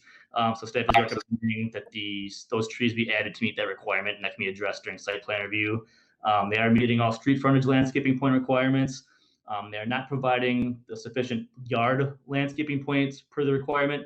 They're requesting a BSM for those reduced yard landscaping. Staff is supportive of that reduction of yard landscaping, as there are site constraints that provide minimal area for the additional plantings. Also, again, with that center city setting, it provides for more dense area with less landscaping, and they're also meeting the other landscaping requirements. As far as signage, they are proposing, they're not included any specific sign plans, but they have included a proposed location for a ground sign. It appears to be within that 20-foot by 20-foot vision triangle, so they would need to verify that it's outside of that vision triangle when they do apply for a sign permit. Again, that can be addressed under a separate permit, and they will need to be compliant with multifamily residential signage standards. Here is the lighting plan, which you really can't see. You need to kind of zoom in, which is kind of tough to do here. But they are showing an excess of the required 0.5 maximum foot candle lighting at the north, east, and west property lines.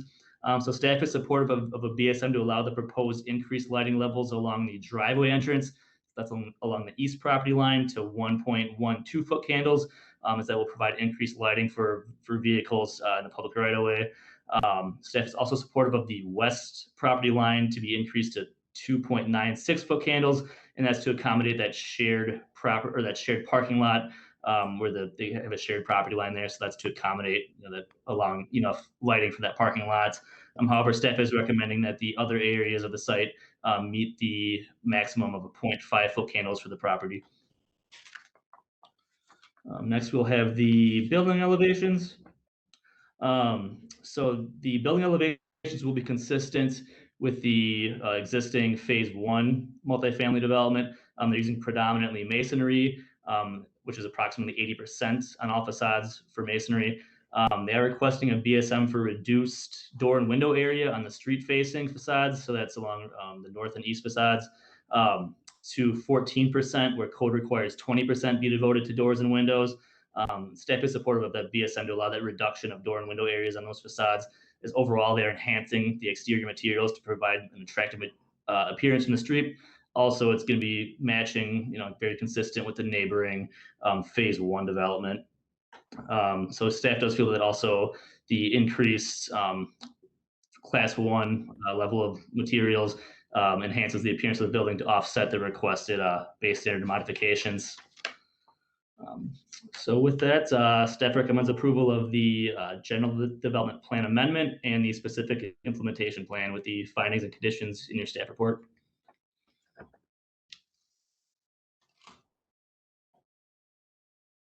Okay, Plan Commission, do you have any technical questions? Any technical questions? Justin?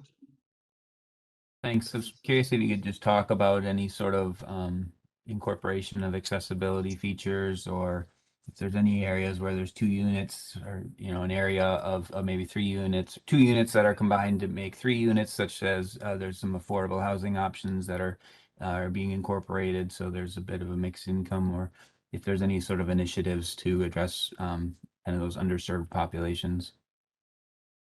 I think we can let the applicant chime in when we get to their section. I know we've had those discussions with them, as we have with a lot of multifamily developers in the recent months, so they can hopefully help answer that for you. Thanks. Any other technical questions, Commission? Not seeing any, so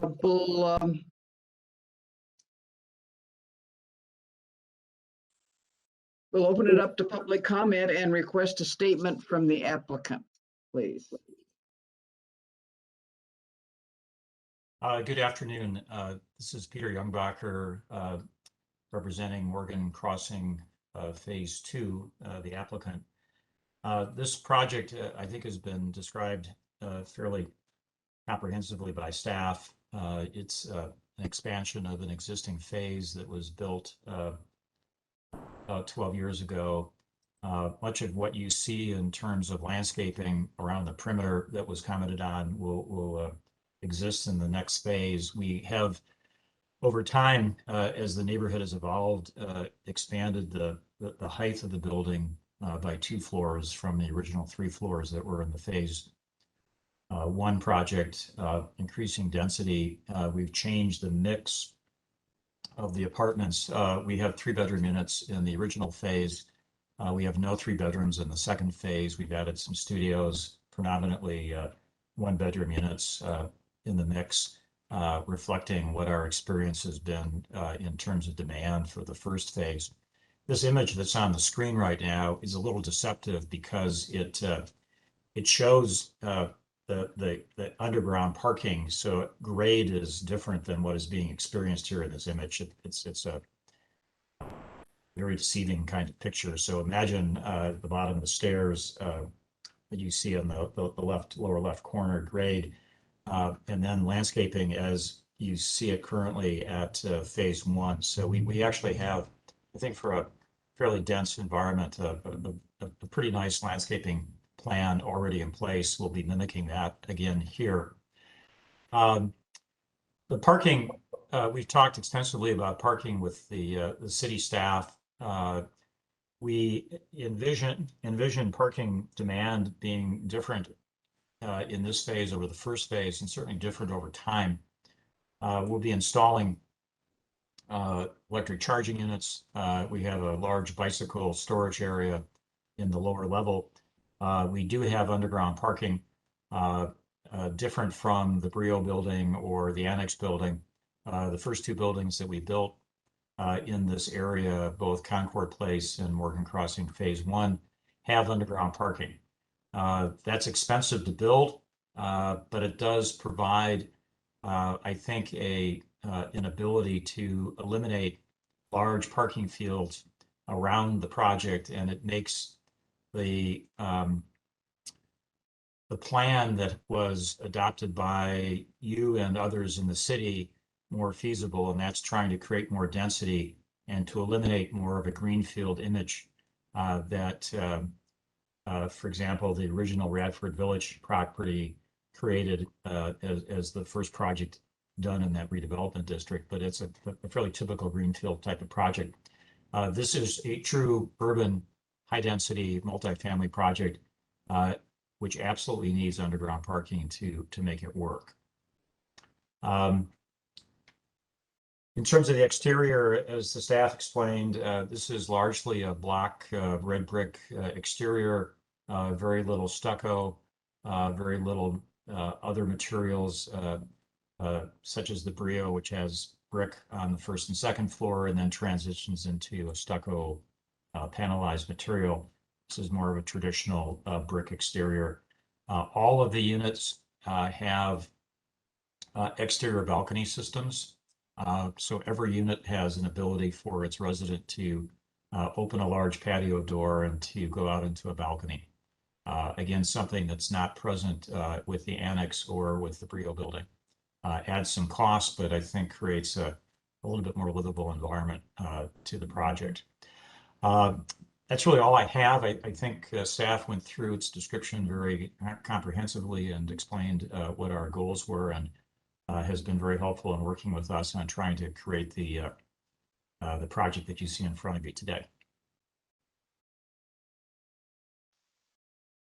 Could you address the questions from Mr. Mitchell related to affordability and accessibility? Yes, we've talked about this in prior meetings, and in terms of affordability, and I don't have it here because of being remote, but I have presented this to council and I believe to the Planning Commission during my last meeting on this. If you look at WIDA's affordability chart for Wisconsin, for Winnebago County, and you look at what our projected market rents are for this project, we're not even getting to what WIDA's affordability numbers are for a WIDA assisted project in this market, given current market rates. So this is a market rate property, albeit one that doesn't quite even achieve the WIDA targeted rental rates. That's a problem endemic in our world. It's a problem which results in the kind of supply issues that we're dealing with in this community and the tight housing market that we're experiencing in not only Oshkosh, but the rest of Wisconsin. It's a very, very tight housing market, and it's constrained by the inability to match up effective demand, aggregate demand, with costs to build these projects today. One of the problems we're experiencing right now as we're finalizing our construction contract is that lumber prices have increased substantially since last spring. Just to give you some context for that, about a year ago, 1,000 board feet of southern pine, which is what would be used for dimensional lumber for framing, was in the market for about $300 a 1,000 board feet. Today, it's trading north of $1,300. Wow. So that's a substantial change in the economics, which hasn't allowed us to close the gap. If anything, it's certainly widened the gap, and it's made the economics of these buildings that much more difficult to build. I don't see that changing for a while. During the last recession, we lost a lot of the producers at the middle of the logistics chain for creating the dimensional lumber that's needed for these. They haven't come back. And now the market's just roaring because of low interest rates. It's going to be a difficult part of the equation to solve over the next 3, 4, 5 years until we can get some additional supply back on the market. It's not for lack of lumber. It's for lack of being able to take that lumber and produce it into dimensional lumber that can be used for construction. We have plenty of trees. We just don't have people who can mill them. So, in terms of accessibility, I'm sorry. We do meet all of the state requirements for accessible units. This is an elevator service building. We do have several units within the project that are fully accessible for all varieties of handicap needs. Again, the building is elevator serviced with underground parking that would provide covered, sheltered access to additional stalls in the basement that are handicap accessible as well.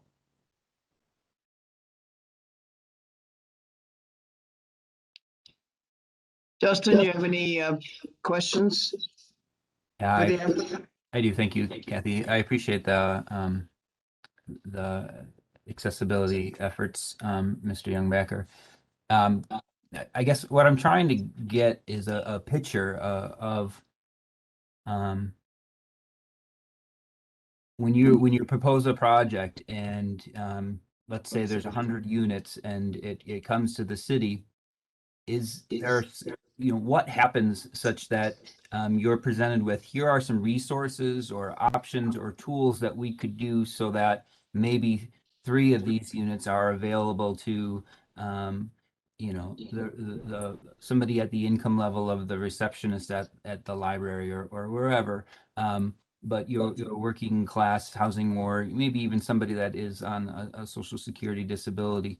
And it's not to pick out this particular project, it looks beautiful, and it'll be such a great addition, but it's so that these projects don't continue to develop and exclude the population that all of our studies and plans say, hey, we don't have enough of this. Hey, we're at risk for this. Hey, we're going to work to fill this. I'm curious what that story is from when you come to the city with this.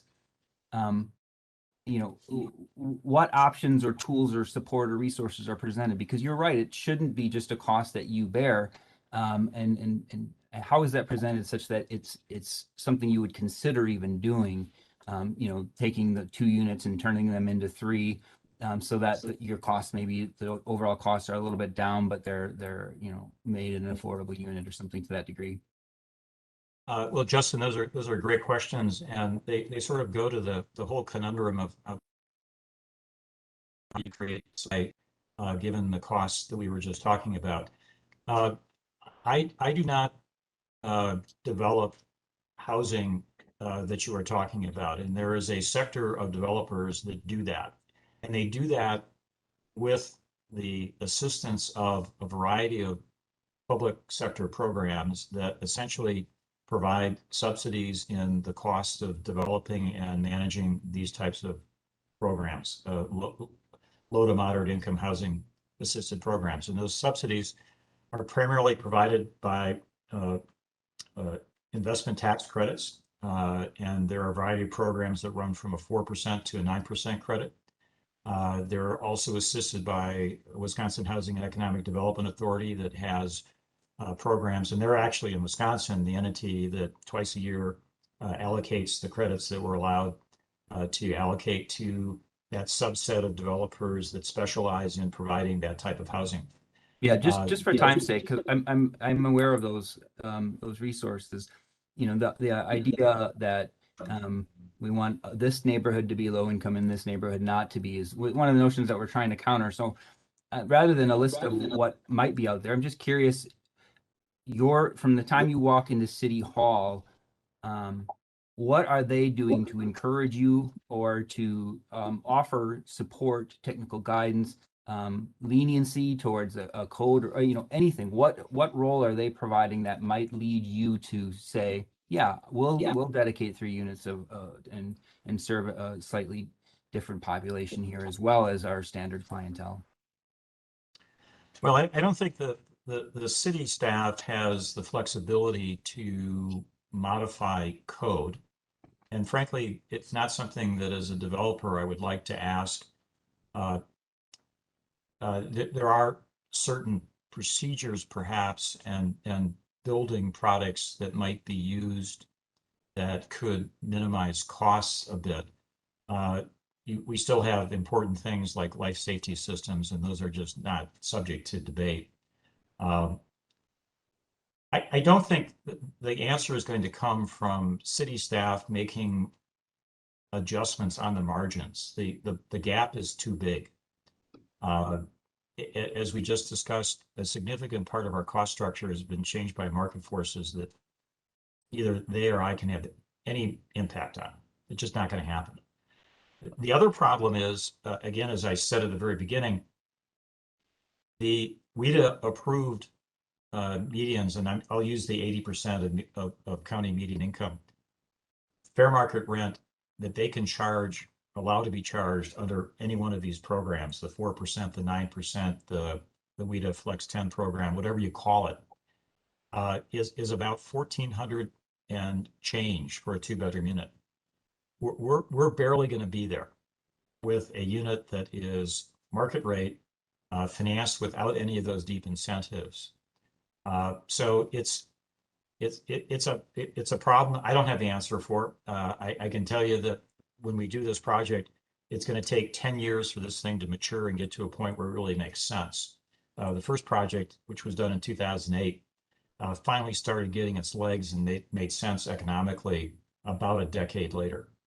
And I can tell you that from other projects we've done in this market. We did River Place Apartments in the mid-'80s.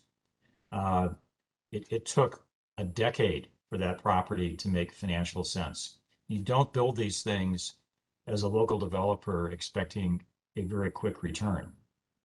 So it's just you got to play the long game. You have to recognize that it's going to take a while for them to mature and get to a point where they make sense. And we can fortunately use the resources that we've created from some of these older programs to help support this one and allow it to get to its maturity point in 10 years. So I don't have an answer for it. I can just tell you that this is a project that, you know, is going to be locally owned, locally managed. Bayland Construction is a contractor from this market. We'll be using many subcontractors from Winnebago County. We hope to have the economic expenses recycled throughout the community during construction, and then the rents will stay here in the community as a local owner. Thank you. Margie, you have a question for the developer. I do. I understand why there is no outdoor recreation space available here, but I am curious because I believe we have a requirement for parkland based on the new building, new construction. Do you then pay a fee per unit or something to compensate for that so a park can be built somewhere else? So I can answer that, Margie. Right now, our only code requirements for parkland dedication are related to subdivisions of land or CSMs and plats. New development of this nature on an existing lot does not have a parkland fee associated with it. It's one of the items we plan to discuss with Plan Commission Council RDA at that upcoming housing related workshop. Okay, thank you, Mark.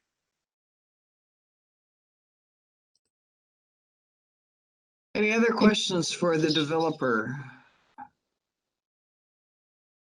The Plan Commission. Anyone else from the public wishing to speak on this item? Anyone from the public wishing to speak on this item? You see anybody, Mark? I do not. Okay. Then we'll close the public comment period. Anything else you'd like to say, applicant?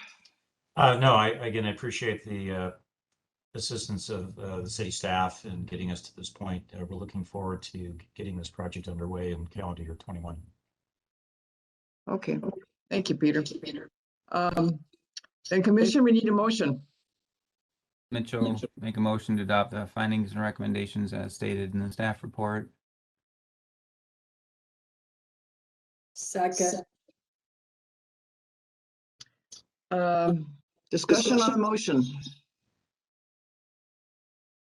Any discussion? Looks like Mr. Mitchell. Okay, go ahead, Justin. Thanks. Just briefly, I wanted to say that I do appreciate these projects. The landscaping that is present at the other facility is wonderful, and it appears as though it's exceptionally managed. So I don't ask these questions intending to be derogatory towards the development at all. Not intended. It's going to be a great addition. So I appreciate the work that you're doing. Thank you. Any other discussion? Seeing none, we'll call, go ahead. Somebody have one? If not, we'll call the roll. Ms. Davy, Aye. Mr. Grove, Aye. Mr. Mitchell, Aye. Mr. Perry, Aye. Mr. Stengel, Aye. Mr. Hintz, Aye. Chairwoman Prout. Aye. Motion carries 7-0. Okay, we're on to Planning Director's report. Yeah, so we've been directed by council and city manager Roloff to have a discussion with all boards and commission members about moving in June to in-person meetings versus virtual meetings. Now, my understanding from the discussion with the city manager's office is this is an all or nothing proposition. It is either moving fully starting in June to in-person meetings or staying virtual until which a time that either the city manager's office directs us to go back to in-person or commission members decide they want to go back to in-person. So there would not be a hybrid option. So we wanted to have that discussion with the board today and see if there is a consensus or if there is enough of a consensus to make that decision. I will say, we want to be cognizant of members if they are unwilling or prefer not to have in-person meetings, because like I said, it is kind of an all or nothing proposition. And I know we are missing 4 members right now, so I did want to give you their feedback. And then we'll open it up for discussion here and see where it goes. Mr. Koulibaly would prefer it staying virtual at this time. Mr. Marshall has no preference. Mr. Ford, Councilmember Ford, would prefer to go back to in-person meetings. And Mr. Kiefer has no preference. So kind of in the scale right now, we have 1 in virtual, 1 in person, and 2 that do not have a preference. But I'd like to hear from commission members and see if what the decision would be. So it looks like Ms. Davy has the first comment. I actually have a couple of quick questions. One is, I understand the all or nothing for the commission, but does that also include the public? Yes, it would be back to fully in-person meetings or fully virtual meetings as we do today. So if we go to fully in-person meetings, we have no way to enforce the public being masked? Right now, the city does have a mask ordinance till at least the end of May, I believe. Correct, but before, when we had a mask ordinance and somebody came to one of our meetings without a mask, the staff advised me that you had been told not to engage. I'm not familiar with any changes to that policy, but it's something I can follow up on. Okay, I would like to say that I would be comfortable with going back to in person as long as everyone in the room was masked until we hit at least that 50% point.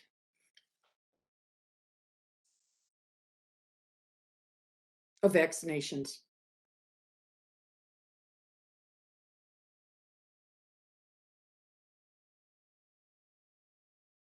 Mr. Hintz.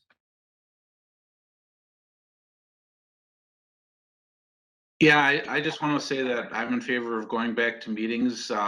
We had tables spaced for all members, and As far as the public being masked, none of them are sitting within 6 feet of us. As long as we're gonna have distancing for the board members, we should also have distancing for people attending the meeting. And again, as far as the mask thing goes, there are extenuating circumstances with some people that we can't get into. I don't know how you can, you can, if you want to say that people don't have a mask, they can't attend, that's how that is. But as far as the commission goes, I'd much rather be in person. I miss having materials in front of us. You can show us pictures of what things look like, but it never looks like what the actual materials look like.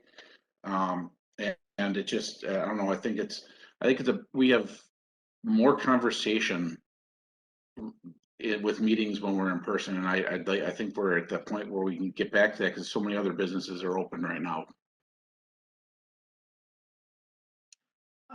I'd like to go back to in-person meetings. This is Kathy, with the distancing and preferably masks. Other members? Mr. Groth? I'm with Mrs. Prop on that too. I'd like the in-person, and mask or no mask, either way. Mr. Perry? I miss having John in front of us, so I would prefer to have in person as well. Mr. Mitchell? I do miss seeing Tom's face when drive-throughs are presented, but I'm disheartened to hear that the city is not interested or is not thinking of continuing to allow remote participation. I viewed that as what a great development in citizen participation in our government to allow folks to not have to always venture out. It's limiting if you work second shift. It's limiting if you're a single parent. It's limiting if you have a disability. And so I strongly encourage a reconsideration. We have these systems set up in place now to be able to support additional public participation. And maybe we shift to all members of the boards and commissions in person, but to continue to allow that option. I don't know what it would look like, but that struck me as something that was unfortunate if that's what we end up doing. Yeah, I unfortunately, Councilmember Ford had to leave. He may have been able to help shed some light on that decision, as well as I know at council they've had a number of discussions about some of the technology limitations when you start to mix in person and out of person. Mr. Stengel. I would be in support of meeting in person again, as long as there was 6-foot distancing guidelines set.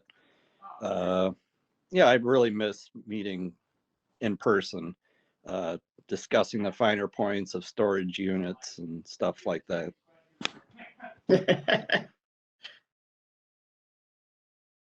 So it looks like we have a mix of opinions on the matter. Any other comments or context anyone would like to add? Obviously, the downside of going fully in person, that is, if there are members that are not comfortable attending in person, we got to make sure we still have the ability to have a quorum and hold a meeting. So does anyone have any additional comments? I know this isn't necessarily for a vote, but it looks like the majority of the consensus would be okay with in-person meetings. For those members that have concerns, I'd like to hear from Ms. Davy, and I can follow up with Mr. Coulibaly. Would you be unwilling to participate if the board did go back to fully in person meetings? I would just like to remind everyone that even if people are sitting 6 feet apart, there's still a lot of air there. And when we're sitting in there for 2 hours at a time and people are breathing, if they're not masked, they could potentially be putting any of us at risk, which is why I would advocate for yes, in person, masks in place until the public health department tells us that it's no longer necessary. I don't believe there have been any upgrades to City Hall's ventilation system in the last year. If there are, we're not aware of them. And I'm not sure that they were adequate in the past for our new normal. Any other comments from any other boards and commission, board members?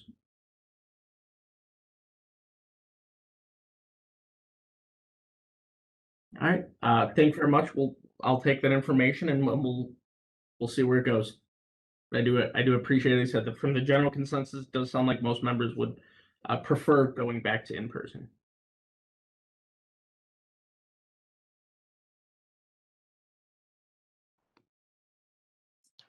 You have anything else on the planning director's report? I guess one item I will very quickly add, and this is just, I know we do send out the council report to plan commission members, but I do want to let you know, council did choose to approve the conditional use permit for Northside Bar. They added 2 additional conditions, or I should say they modified 1 condition and added a condition. They made it valid for only 1 year, so it does need to be revisited next year at this time. And council did choose to limit the hours to 10 o'clock every night of the week, as opposed to Fridays and Saturdays being allowed with outdoor entertainment till 11. So they did add those 2 conditions and then did decide to approve that.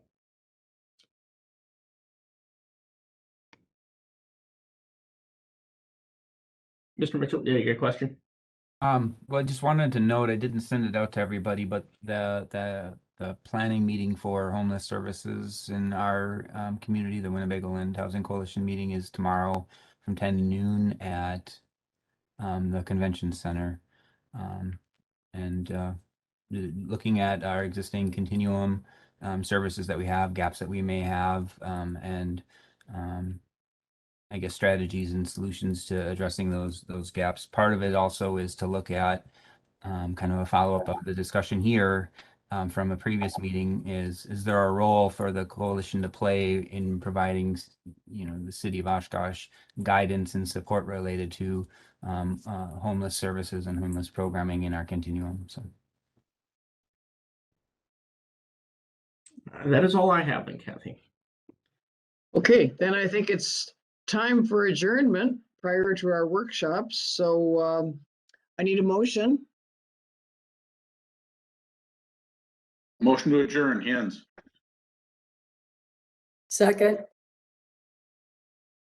Not going to entertain discussion. Let's have a vote. Been a long meeting. Miss Davy. Aye. Mr. Groth. Aye. Mr. Mitchell. Aye. Mr. Perry. Aye. Mr. Stengel. Aye. Mr. Hintz. Aye. Chairwoman Prop. Aye. Motion carries 7-0. Meeting is adjourned.